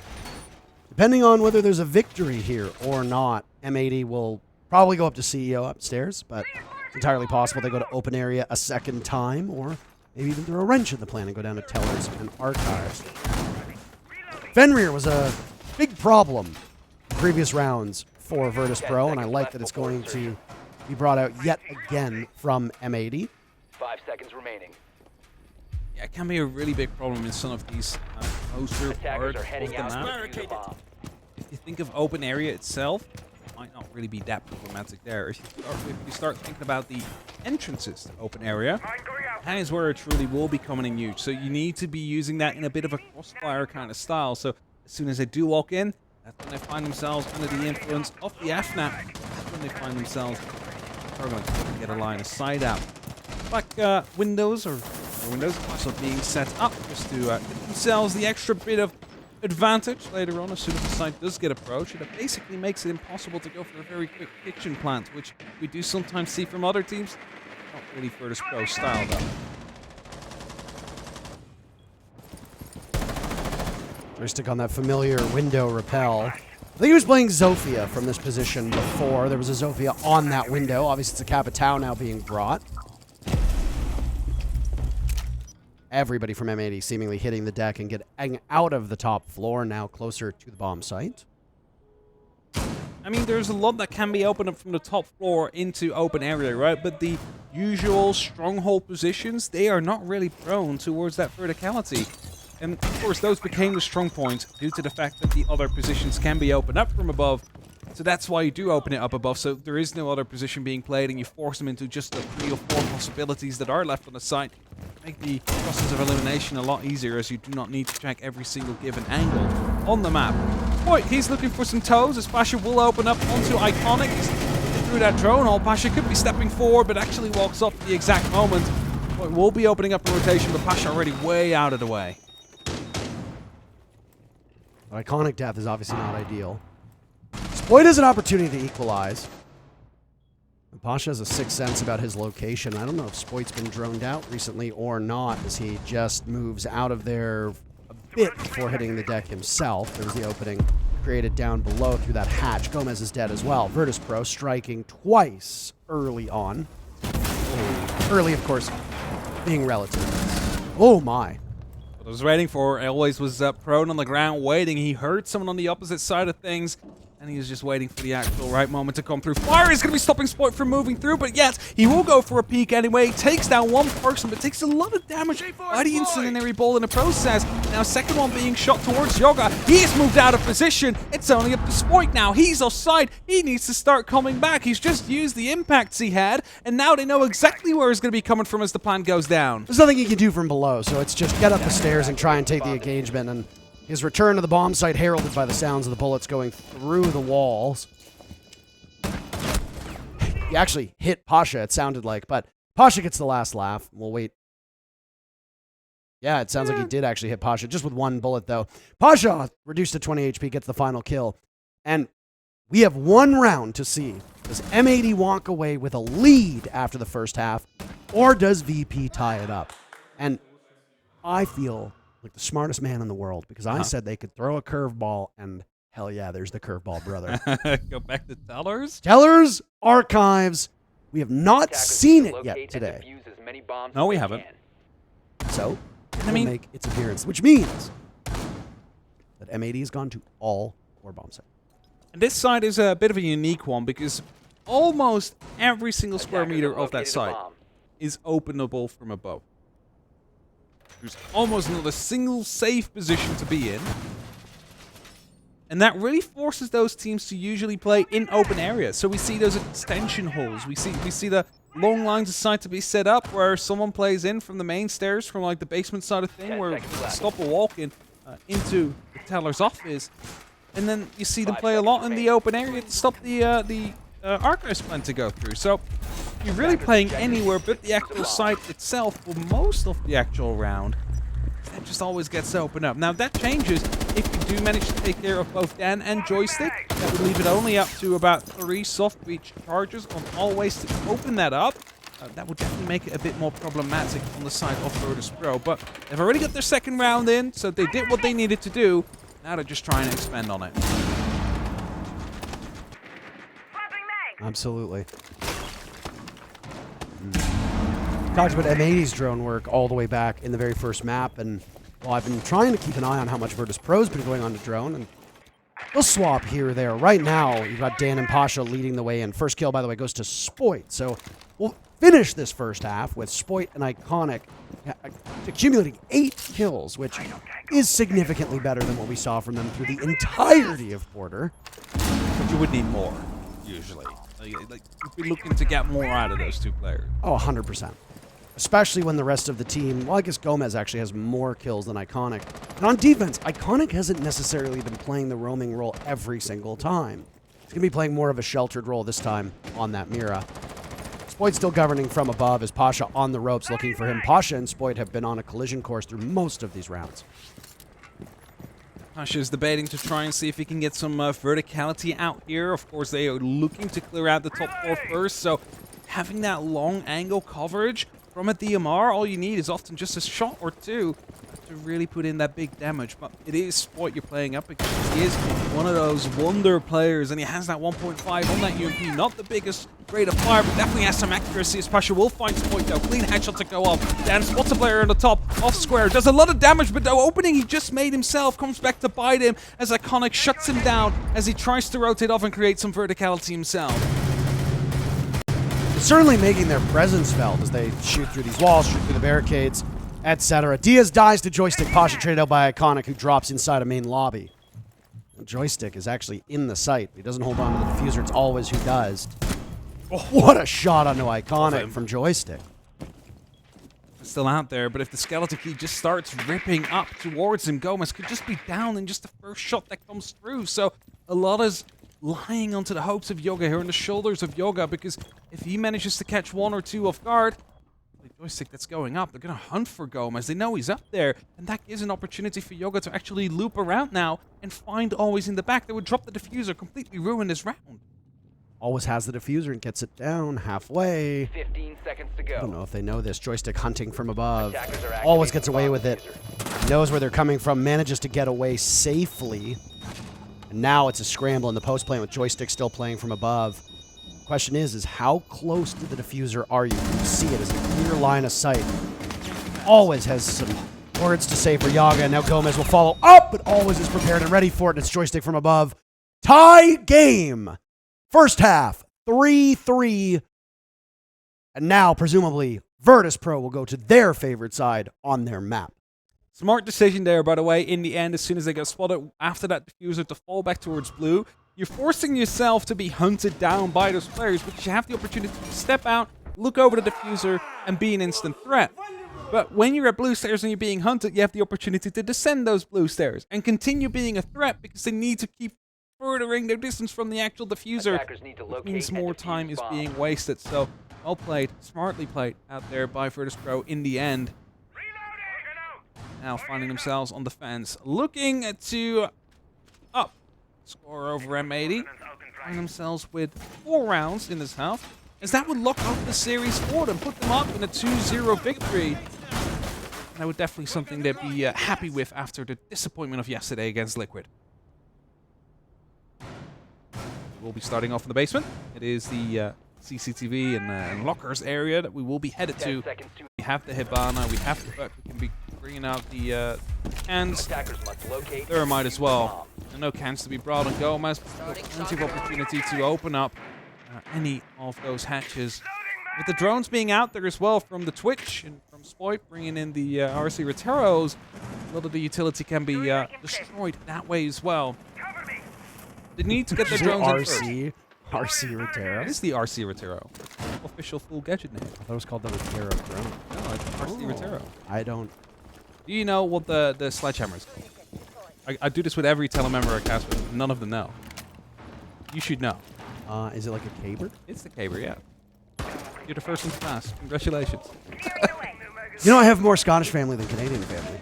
Well, there you go. I am pretty much entirely Scottish. Like, there is a little bit of like Irish and English in me, but it's like tiny percents. Like 1 and 2%. And I'm like 98% Scottish. So, more family in Scotland, Canada. He's going to start speaking Scottish on the cast. Absolutely not. That's Joker's job. That's enough Scotsman for all of us. Echo drone being piloted as we now see a debut of a new operator here on this map. And we talked about the, I guess, kind of the rhythm of trying to get the diffuser planted on this bottom floor bomb site. You look at the lineup. You got the Goyo canisters to deal with. You got 3 toxic babes. You got Goyo. You got the yokai drones. No C4s though. So Virtus.Pro are instead going to rely on getting early picks and then denying enough time to swing off of that. They're not going to rely on a C4, which is shot, not with any reliability, but is shot from time to time. Great read, though, from the Twitch of Iconic, and Huge value getting those Goyo canisters with a single Twitch drone. Yes, but that's expected to happen with those Twitch drones, right? I think these yokai drones are the actual bigger threat to come through. A minute left on the clock. And actually, if Flores deploys the RC Roteros, you see it on the little screen of the remote. All right, you know what? I don't think you're wrong. I'm just saying, it just shows up. That's why I so, like... Would you like to see it, right? You're right, I am Pat. very right. You're very right. Other Goyo pockets also being opened up, 40 seconds, and that means that soon they'll start to try and get themselves ready to go for the plant. However, no more exothermics left. The wall closed is still shut, and that means they need to go for a bit of a deeper run, and the smoke that's coming out now definitely throwing a bit of a spanner in the works. Iconic drops. It's a battle to the death between these two teams, with the VP ultimately coming out of that fray. 20 seconds remain as the Goyo canister will continue to linger. How many yokai drones are still remaining? It looked like there was 2. Are they both still up? That is the question. All Shepard needs to do is waste as much time as is humanly possible. They're breathing in toxic gas. This is terrible for M80. They soldier on, and I gotta say, it's admirable, but VP doesn't think so. They swat away the advance from M80 and take the lead, their first lead since round 1. And that was a bit of a similar kind of way how the VP rounds went here, right? Like, they take out a lot of the utility early enough. They cannot get everything. The smoke canister just being so powerful here, stalling just enough time. But what I think actually happened with the exothermic is because you saw a little bit of blast marks out on that wall, so something did explode. Defenders, I protect think your bombs maybe from the from being door it was an defused by impact attackers. that was tossed all the way through, managed to get the exothermic, kept that wall shut, which means that they needed to dig in deep instantly. There was no tiptoeing into the site and trying to find yourself a way through that way. No, you really needed to commit if you wanted to get that site bomb down. With those smoke canisters, that deals a lot of damage. That just chips away so much. You cannot keep that up for forever.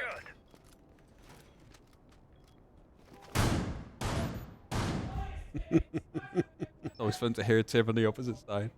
I don't know if he bleeds through to our stream right now, but... Stokes was bleeding through to our stream yesterday. Okay. Yeah.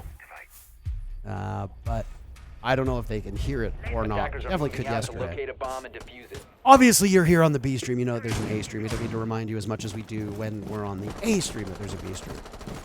Look at the secondary lineup from M80 right now. 4 Claymores and 9 flashbangs. Can you say we were in the flashbang meta? Yeah, flashbang meta. I mean, some of those will be used to force the waste. No, wasting the concussion from the Zofia. One at least. Not sure if the second will go as well. A lot of information being split out. That's an F-Net. What are you going to do with that?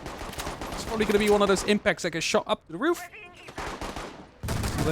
No, drone first. The proximity alarm there as well. The Right alarm, next which is to a it. huge value, so just go for it, I would say. Not sure what else you want to use your impact for. I mean, maybe it's a barricade, but I think those AFNets are going to be a bigger trouble if that is your plan, and if you want to repel in to go for a plan.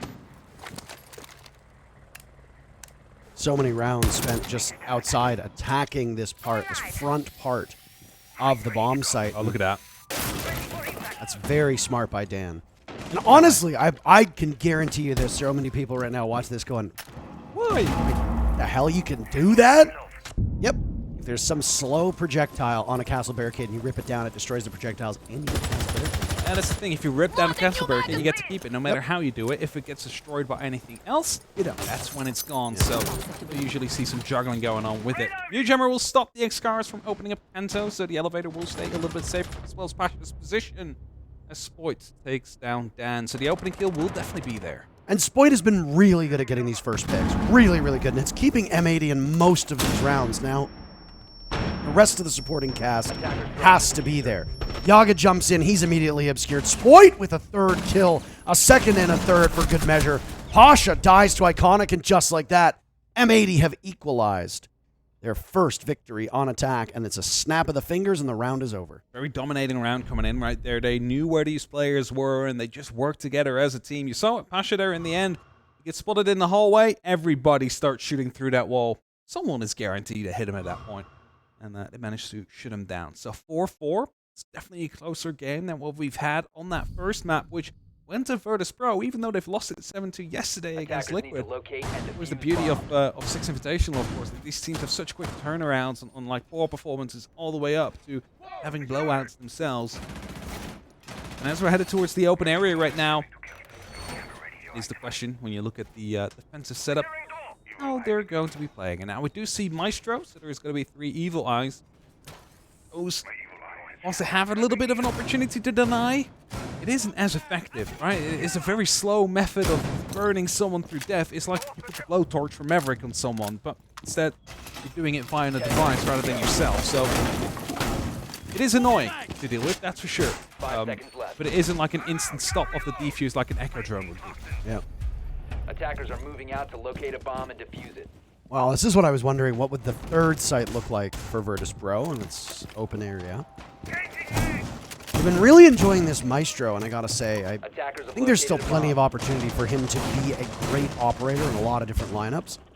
The idea is that because it's so easy to counter those Evil Eyes now, that he just doesn't have as much value. You used to be able to, you know, put those Evil Eye cams way away, and You don't have to worry about it. yeah, now you need to worry about it. So just somebody smashes it, and now you can't see out of it. For example, but also Brava being around can get hacked. Suddenly, they will be able to use it against you. That can just ruin all your utility if it's placed in the wrong way.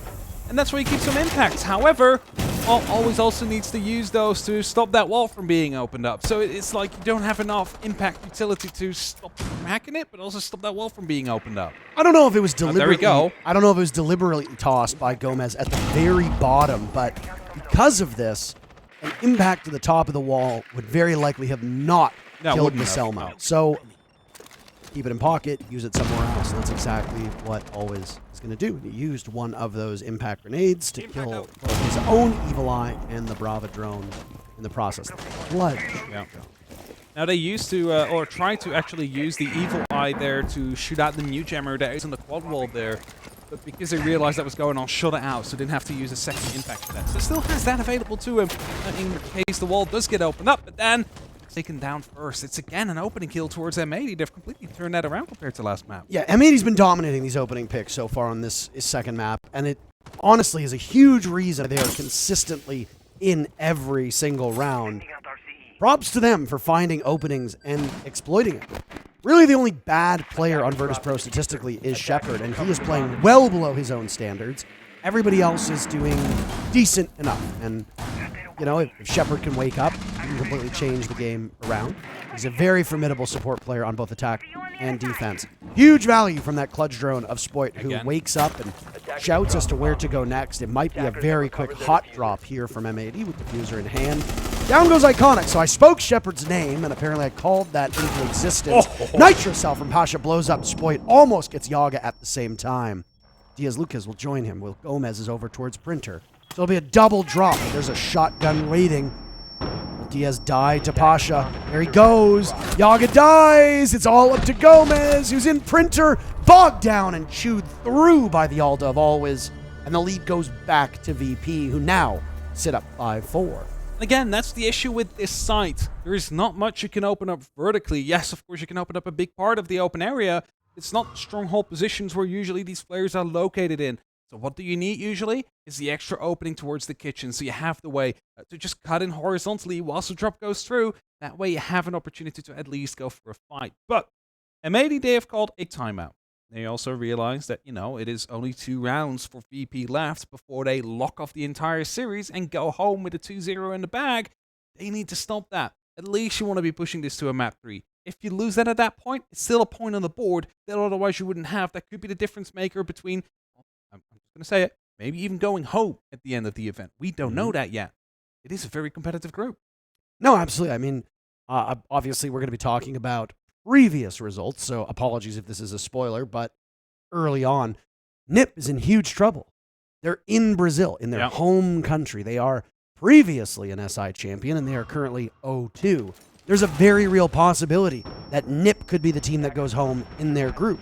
And if M80 goes out 0-2 to W7M, 0-2 to Virtus.Pro in their first 2 matches, they're going to be in huge trouble as well. They'd be fighting for lower bracket at that point. Yeah. Like, trying to stay in there. And it sounds rough, but it's only 4 matches. If you lose the first ones without getting any points, doesn't leave much room. No. Try and get them instead.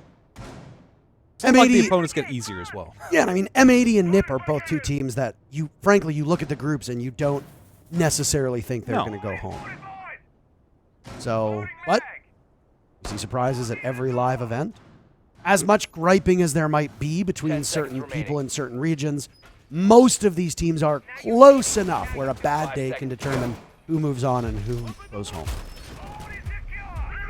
That's what it comes down to, just a single day of not feeling it and not being able to connect the shots. I mean, yesterday with the Liquid match, Nask was uncharacteristically missing shots that seemed very easy for him to usually hit.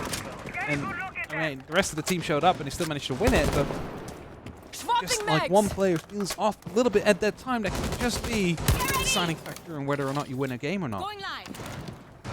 Earlier, Excaris going through. Going to be making sure to have a bit of a wider angle over the open areas. Dan is looking to go quite aggressive. Now, M80 has been very successful on these opening picks in the last couple of rounds. Only 3 this game so far have gone through Virtus.Pro. The rest all to M80. Now, I haven't always been able to convert them. I have to say that with it. But it is a huge help to have that first kill on the board. They almost get Dan, who's still in a very precarious spot upstairs. He's got kill holes and a black mirror with the Mira, or rather, kill holes and the black mirror of Pasha not too far away from him. Dan is retreating, I think maybe somewhat wisely. Pasha is there to greet anybody who jumps in through stock. And Iconic slaughters Dan. Iconic on 8 kills. Spoit on 8 kills. Almost identical score lines. Now it's Pasha to die. This is a yo-yo matchup at the moment. A seesaw match going back and forth as Gomez slaughters Pasha. And Virtus.Pro is now down into a 3v5 with half of the round to go. Yeah, and that's definitely not beneficial. Now, they've won these like consistently against Liquid yesterday, but it felt like Pasha really wanted to go for an instant refrag onto Dan, but with that really exposed themselves to all the other angles that Dan was fleeing from. Like, he was trying to leave for a reason, and you just stepped into it to try and re-peek and refrag. And that didn't really work out for you. Drop coming through into open area. Now, of course, you need to go down towards that basement, and of course, being 2 men up is going to be a huge help, because if this is a 5v5 with 30 seconds left, you're almost never going to win as the attack. Oh, Spoit almost had a pick on a joystick. I don't know if he was aware of his position. Spoit may want to reaggress. He's trying to lure joystick out and then get a free pick. As well, looking over the vault drop. Like they're going to go for a full wide execute. They have the manpower to do so, so they have the opportunity to try and take these 1v1s elsewhere. This joystick gets spotted down in the elevator hatch. That's now a question mark. Do we want to go there? Smoke canister to be used on the default plant spot. Iconic is trying to get that plant down. The smoke is not far enough, so that just means it seems like 45 seconds will be counting down in favor of M80. Yeah, this is a free plant now, and they're able to get out of this position. Spoit is dead, but that's the only casualty so far. Joystick has one lined up onto the bucket. Gomez misses the opportunity. Now it's always to do the same thing, but with a shotgun in hand, as he's the last player remaining. M80 taste this, and they get it done. Tie game 5-5. And it's weird because, like, we've seen this site before, and every single time when they try and force the plant, the utility comes out on top. But it was a completely different setup from VP this time. It was completely focused on roaming, and it just kept picked apart. And you see there, Dan tries to flee, Pasha tries to go for the refrag, but instead walks into the angles that Dan was fleeing from. And everybody's just trying to make a move at that point, and in the meantime, the plane just goes down, and no one was aware of it, because everybody was too worried about the hatch drops to come through from opposite sides of the map. Perfectly played by M80 there. The right calls to be handled as well. Now 5-5. Both rounds 2 away from picking this map up. But the difference is VP already have one on their belts. M80 still looking to get that 1 point on the board. Oh, VP still haven't called their timeout as far as I'm aware. Or They have. They did? Third round. Oh, that's right. Yes. Yes. My apologies. I had accidentally written that down as M80. No, that was the one that ran 9. I would like to apologize. That isn't as bad as Fresh earlier on when he said, like, he's in a frost mat, why is he not getting out? I'm like, there's no frost mat, he's just down. Yeah. He told me not to tell anybody, but I did anyway. But now you've told everybody. Told everybody. Unbelievable. How do you think Jack's going to respond to that? Probably not listening anyway. They do have the sound on in the green room. So Oh, that's true, and I think the other game's over because I don't hear them I haven't anymore. heard Tim or Des screaming in quite a while. So yeah. I might have just given away a secret that he told me not to tell anybody. You'd be getting a very angry message here, my friend. That is what it is. Yeah. Keep on rolling. Bomb has been located. I call this my favorite round. You know why? Do you know why round number 11 Is is my the favorite? pressure on the opposing team that loses it? They suddenly have no. the entire match lose. Okay. No, it's because whoever wins this round goes to match point, Hap. Yeah, which was around the pressure. The Well, every round is pressure, Hap. yeah, If it but was- extra pressure. If it right? was 6-4, there'd still be a lot of pressure, Hap. of course. It's 5-5, Hap. But if it's 6-4, is round 11 still your favorite round? No. My favorite round is when it's 5-5. Yeah. And the one Fair that enough. follows it. Always my favorite. There's laser gates being shot through, and there will be a brief reprieve on both those windows.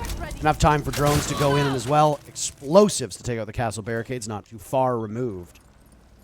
Opening picks for M80 have really helped them carry these rounds. Are they able to pull it off yet again? That is the question. Boyd and Iconic have been involved in most of them. Gomez has gotten a couple as well. Dan is in tough position as he's on fire, managing to get out of the way, but the fire spreading. I don't think he was able to get free and clear enough. He should be easy to get retrieved. Now he's in proximity as there goes one of those stuns from Zofia, and now Joystick will get Dan back up relatively safely. There's a lot of damage taken. He had to run through the fire. There was no other safe way. It's not the entry kill. They're still fighting for it, but as Diaz Luca is about to be entering the lobby, he's just on that lurking position, making sure that Spoit's running is secure, and while Joystick, he gets picked up early as well. Pasha takes loads of damage, so it feels like M80 really have everything to play for here. M80 have completely woken up when compared to Border. It just took a little bit of time. Pasha's shoulder exposed. Dan dies as well, always. The only one to fire back, but M80 are just so good at the moment. They slaughter VP and move to map point. VP again on that top floor. I mean, we've had it in round 8 as well. Just nowhere to be seen. M80, they just know where they are, and all they need is just that one first pick, and then it can just get themselves all the way through without too much trouble. And VP really struggling out there. Now, I believe they do have the opportunity to go back to any site they want right now. So either CC, or open area, or CEO. It is going to be the basement. This has been quite an interesting, and I use that term specifically, quite an interesting bomb site. So You said it twice. Say it one more time because Sun shows up. it's an interesting bomb site. Oh my god, he's here. Lockers was won by VP in the very first round. It was a round that honestly VP probably didn't deserve to win. That single round 10 goes seconds to M80 and this is over. This match should in theory be over at this point. It could have been over indeed. Like Yeah. if it wasn't that one shot, if the cover was just there in time, but because Always was just so patient and not standing up until the final second of the counter defuse, it started doubting, like, where is he going to be coming from? And that's when he opened up an opportunity for himself. But what I like more is that we see Virtus.Pro play more into the anchor kind of style right now, if you look in their operator selection. Because when they went for the complete roam setup, got annihilated by M80. Now they're trying to play that stalling game again. You see the Kimoya coming out, you see the smokes coming out. The Cade will be very helpful as well with keeping some of these hatches shut. There's no, well, actually 2 EMP impacts on the side of Gomez, which they can use to try and circumvent these claws, which you can juggle. So that's something they need to keep in mind as well. Iconic's got a drone positioned, and the Jaeger of Joystick is not too far removed. He's making calls off of it. Is he going to be the one to capitalize, though? That is the question. He sees the gun barrel of the Jaeger, but now it's gone. Joystick, you don't know what's coming, Joystick. Oh, the hatch dropped! Woo! I don't know if they just opened that up for him, if that was pre-opened up, but he escapes with his life there because that should have been the pick for M80 to open things up. So, Joystick staying alive there, crucial for Virtus.Pro and their opportunity to make it towards an overtime situation. And again, plenty of utility left. look at the left-hand side of things. The Twitch drone needs to do some good work right now in taking care of those Goyo canisters and the Electroclaw and other pieces of the utility to really make sure that the attack has a good opportunity to go for it. Of course, there is bees. As the first one misses, the second one will get the Electroclaw. Is there a second one in pocket from Shepard? In time? No. Unless he's thrown it. Okay, no, it's gone. Work. No, so I he was gets it off. wondering if he threw that already, or if that was located elsewhere. VP on their heels, but the one thing you have to give them credit for at the moment, they've not surrendered a pick early. Too many times they allowed M80 to walk in and pulverize them, but Joystick trades all but a sliver of HP for Spoit. Yaga now next to drop. Iconic dies to the fire, through the hatch. There goes Yaga. Diaz and Gomez, a flawless round at the moment, shaping up, unless Gomez can pick off a single player from VP. If not, it's overtime. One right below him. Joystick at a single point of HP. Why not? The fire will rage in front of Gomez, and now he's stuck now. effectively trapped. There's no gas canisters left, though. There's almost no time. There's also the diffuser. Oh, eyes but a smoke. I mean, at that point, He just they went know for you're the- in there. Where are you But going a to go? quicker way out at that Yeah, point. you got 3 sets of eyes at minimum that'll be watching that. It's an incredibly comical death for the Capitao. Excellently done by VP, and boy, oh boy. Imagine if Border had been like this, what the outcome of this matchup could have been. M80 seemingly finding another gear, a higher gear if you want to say that, but it might be too late. They will be on the fence, though. That is going to be helping them out, I think. Because we have seen that has worked out. I mean, it some has, wonders. in their defense though, Hap. I mean, it was a 3-3 split and a 3-3. It's 3-3. However, the first round of VP we're coming back to should have been an M80 round.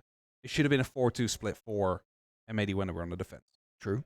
So that's kind of what I'm leaning into here. So if they can just make sure that the CCTV doesn't fall the same way it did before, M80 should be finding themselves in a pretty good position.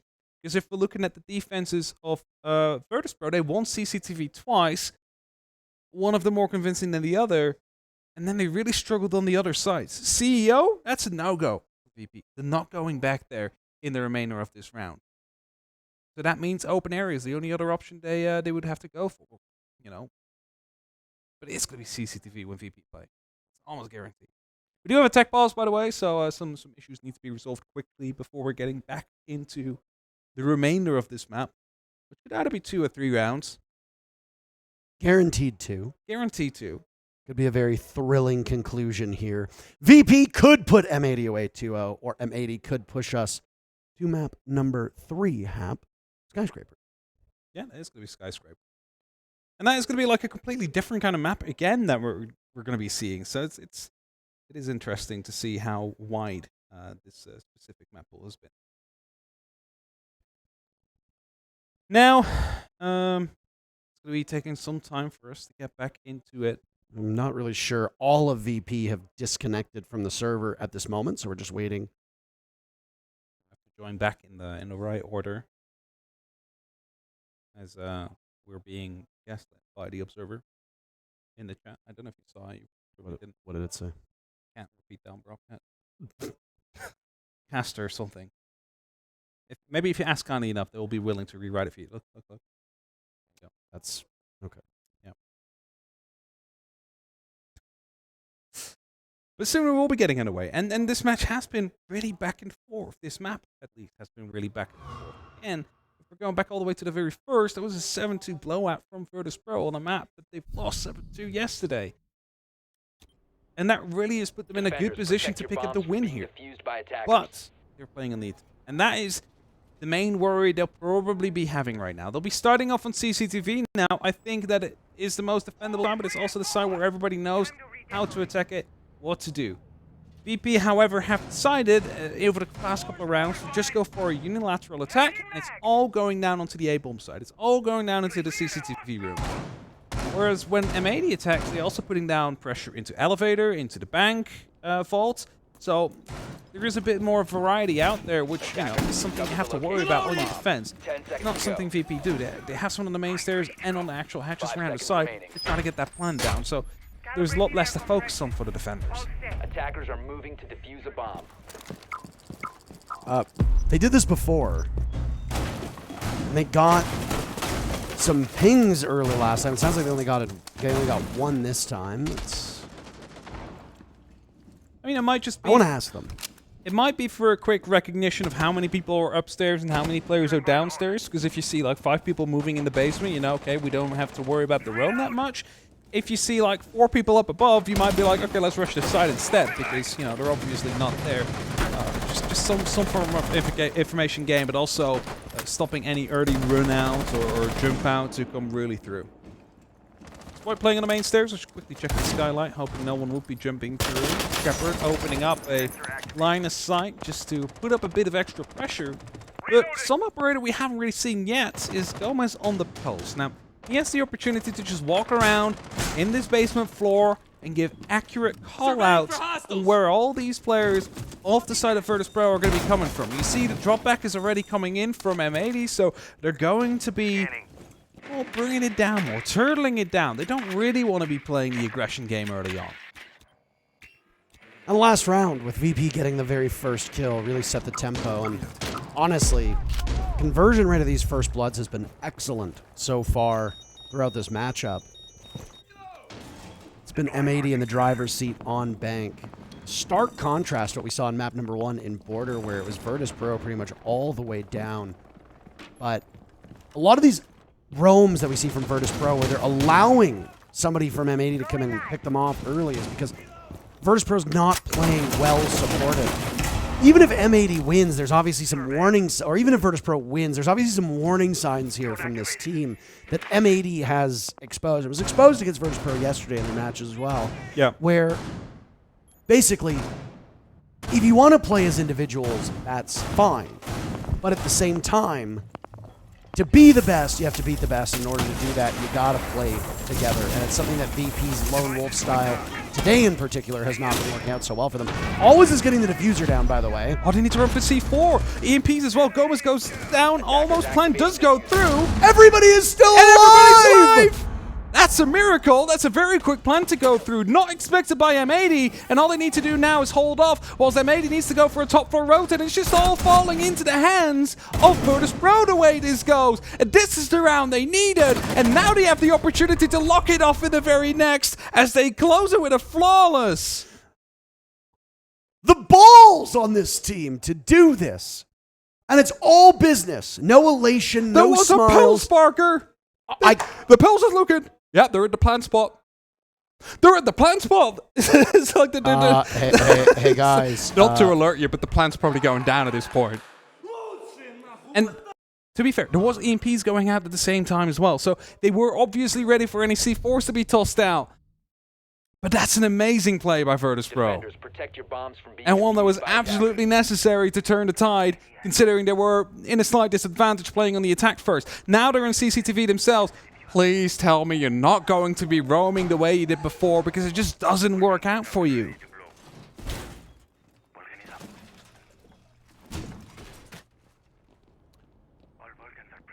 Be heartbreaking for M80 as yet again Virtus.Pro take full advantage of that bottom floor bomb site. Back in round number 1, it was VP winning a round that they probably had no reason to win whatsoever happen. And then they pull off the heist of the century in a previous round, and now attackers are moving out to locate a round bomb number 14. and defuse it. How does it break? M80 on attack. A lot of Virtus.Pro's defenses have been very slow, very contained, and again, unsupported. But downstairs bomb site in a lot of ways works for you. It's like, let that blow up. That's fine. As long as you keep that Yoko drone, you're going to be good. Wow. Of course, there's 3 of them taken out. It's a lot of damage done, but again, that is something you do expect. You need to have those Goyo canisters taken out early on. And whether you do it now or you do it 1 minute left on the clock, it doesn't really matter. I mean, they're expected to go down. Those yokai staying up, those smoke staying up, that's the more important part. There is now going to be support for the player playing around CCTV as well. Shepard, it's a sneaky place to hide it. Up in the corner, off the default plan spot. There is a Thatcher, though. And I think that might be the big difference maker that they're looking to go for here. And that means that if they manage to start the baiting game with about 45 seconds left on the clock, that's when you have an opportunity to get that plan down, because they'll run out of smokes, they'll run out of the one impact they have. I don't think they'll use it for the plan denial, but you never know. And that's when the EMPs can stop those yokai drones from stopping the plant effectively. And burning the drones just to make sure that they get through all of those laser gates, which can be reset. There's still plenty of time, a minute 30 left, but it's incumbent upon VP to ensure that they're resetting them. Be careful of what's around you. I have no clue where these yokai drones are located. They're taking out a lot of information. Look at that. One of them is even all the way into the square side of things, so they know there's one up there. They just need to get it in place in time so they can actually stop that plant. And you don't expect the drone to come from behind you when you start going for that plant. You expect it to be around here, not above you. Yeah. Shepard can maneuver that down, especially if that hatch has been opened up, which it doesn't appear that it hasn't has been. Oh, you got to be very careful. There you go. And he's got a good line of sight. Nobody's going to expect the blast to come from blue. No, and do you want to go for that first? I mean, he has to now because the other one has been EMP'd. There he goes. He's calling it out. Smoke comes through. Doesn't want to give away the game yet. He needs to hide this for as long as he possibly can. Exactly. You want to keep that yokai drone until you're at 3 seconds or so, and then use it when there's not enough time to get back. There's another toxic canister to go out with 25 seconds remaining. One more in pocket for Always, and now they have to barnstorm on in, but Gomez dies. Yaga has found a blind spot. Dan with a kill of his own. Pasha dies to Yaga from the back. Diaz Lucas planting again. Yokai will get into play. You have to time it correctly. He does just that. The Goyo and the Echo both together. Yaga dies. It's all up to Diaz Lucas, and it won't happen. VP get the job done in their second round of overtime. A 2-0 victory over M80. You gotta appreciate it as well, but the Goyo falls back towards the vault and be like, okay, protect Mr. President. This Echo is the most important operator we have right now. He's the only one that can stop this plant safely from a distance. And they just played together in the end. Well played by Virtus.Pro. And now we look back at round 1. And that would have been the difference maker. That would have been a map 3 to be on the board. Also, if you just saw the scoreboard out there, 4 players from Virtus.Pro on 11 kills. Just a single one on 4. 4 players on 11 kills. Yeah, Shepard had a bad game, but the rest of the team showed up in spades, and it was close. And like I said, M80 obviously has some serious things to work on after W7M and VP. These are both 2 very good teams, but the bigger thing for me is VP obviously showed off that they can be punished. So you have opportunities to make VP look like they looked yesterday versus the way they looked today. Here are the highlights that we will dive into from today's matchup. What was the big thing that you noticed between these two teams? What was like the one selling point if you were to tell somebody just tuning in, describe this matchup? I think what we really saw, and it comes down to the way that they attacked, is VP was really focused on a single point of ingress. We want just this room and the room adjacent to it. We go for a plant, and then we're good. Whereas what we had with M80 is they were putting pressure up from all over the map and really making life difficult from Virtus.Pro because they couldn't move without being shot. And that made it such a back and forth kind of game to come through, as a lot of the sides lean very well into the M80 playstyle, while some lean well into VP's. With that, VP in the end able to bring it across after a very dominant border and a way closer back. Now, again, close. If we look at that first round, it would have been an M80 map, and we would have been around 3 now. Overtime if that's the case. No. And that's the big thing about it, is that it came so close that a single round obviously can make a huge difference here, but VP obviously showing emotion when they win, but through much of that game hap, they really weren't showing much emotion at all. They were dialed in, they were locked in, and they wanted to win, and that's exactly what we come to expect from this team. No, exactly. They need to be dialed in. They need to be focused. We called them the Russian machine many times before because they just do one thing really well, and they try and make sure that there is no way you can disturb that. Yeah. But with the addition of Pasha, a lot of emotion has been brought into the team. Like, he's so vocal, really bringing that energy into the rest of his players. Absolutely. And you pointed it out, 4 players on VP had a very, very good matchup, but even more than that, on the side of M80, Iconic and Sploit really did show up. Now, they didn't take over the game by any stretch of the imagination, but they were pretty good. And because of that, Bank did well. We should have stats for you to take a look at exactly what happened in maybe just a moment. But either way, when you have consistency and that depth that all of these teams at the top have, if one player has a bad day, strategy be damned, that can make or break a couple rounds, right?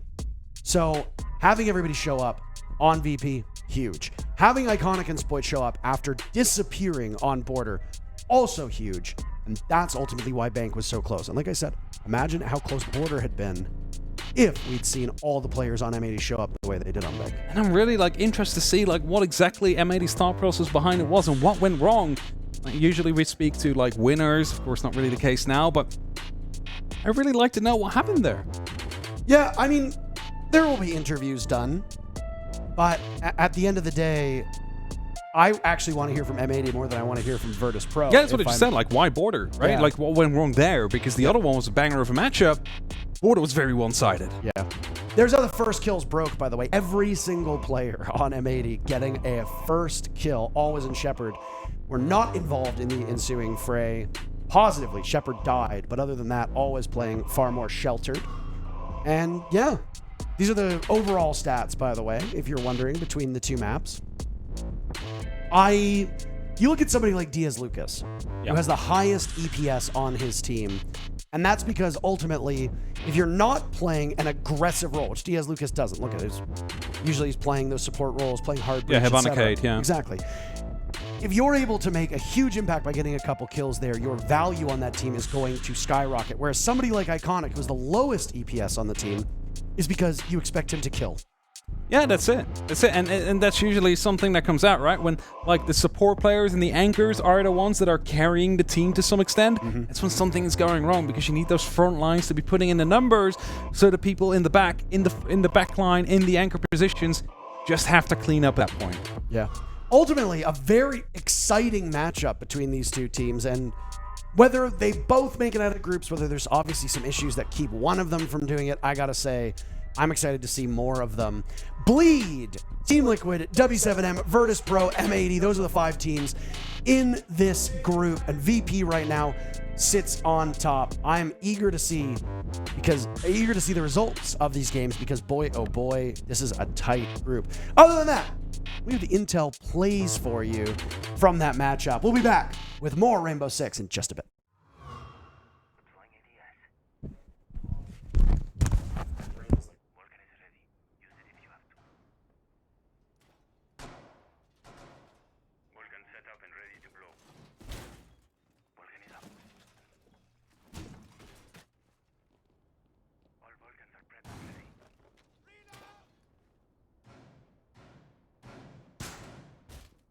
Going up!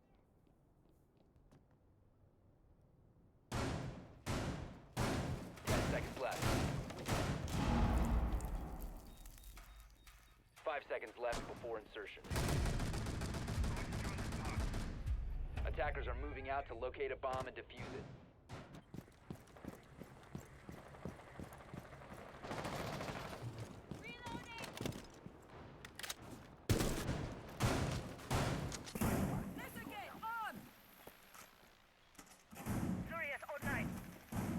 Attackers have located a bomb.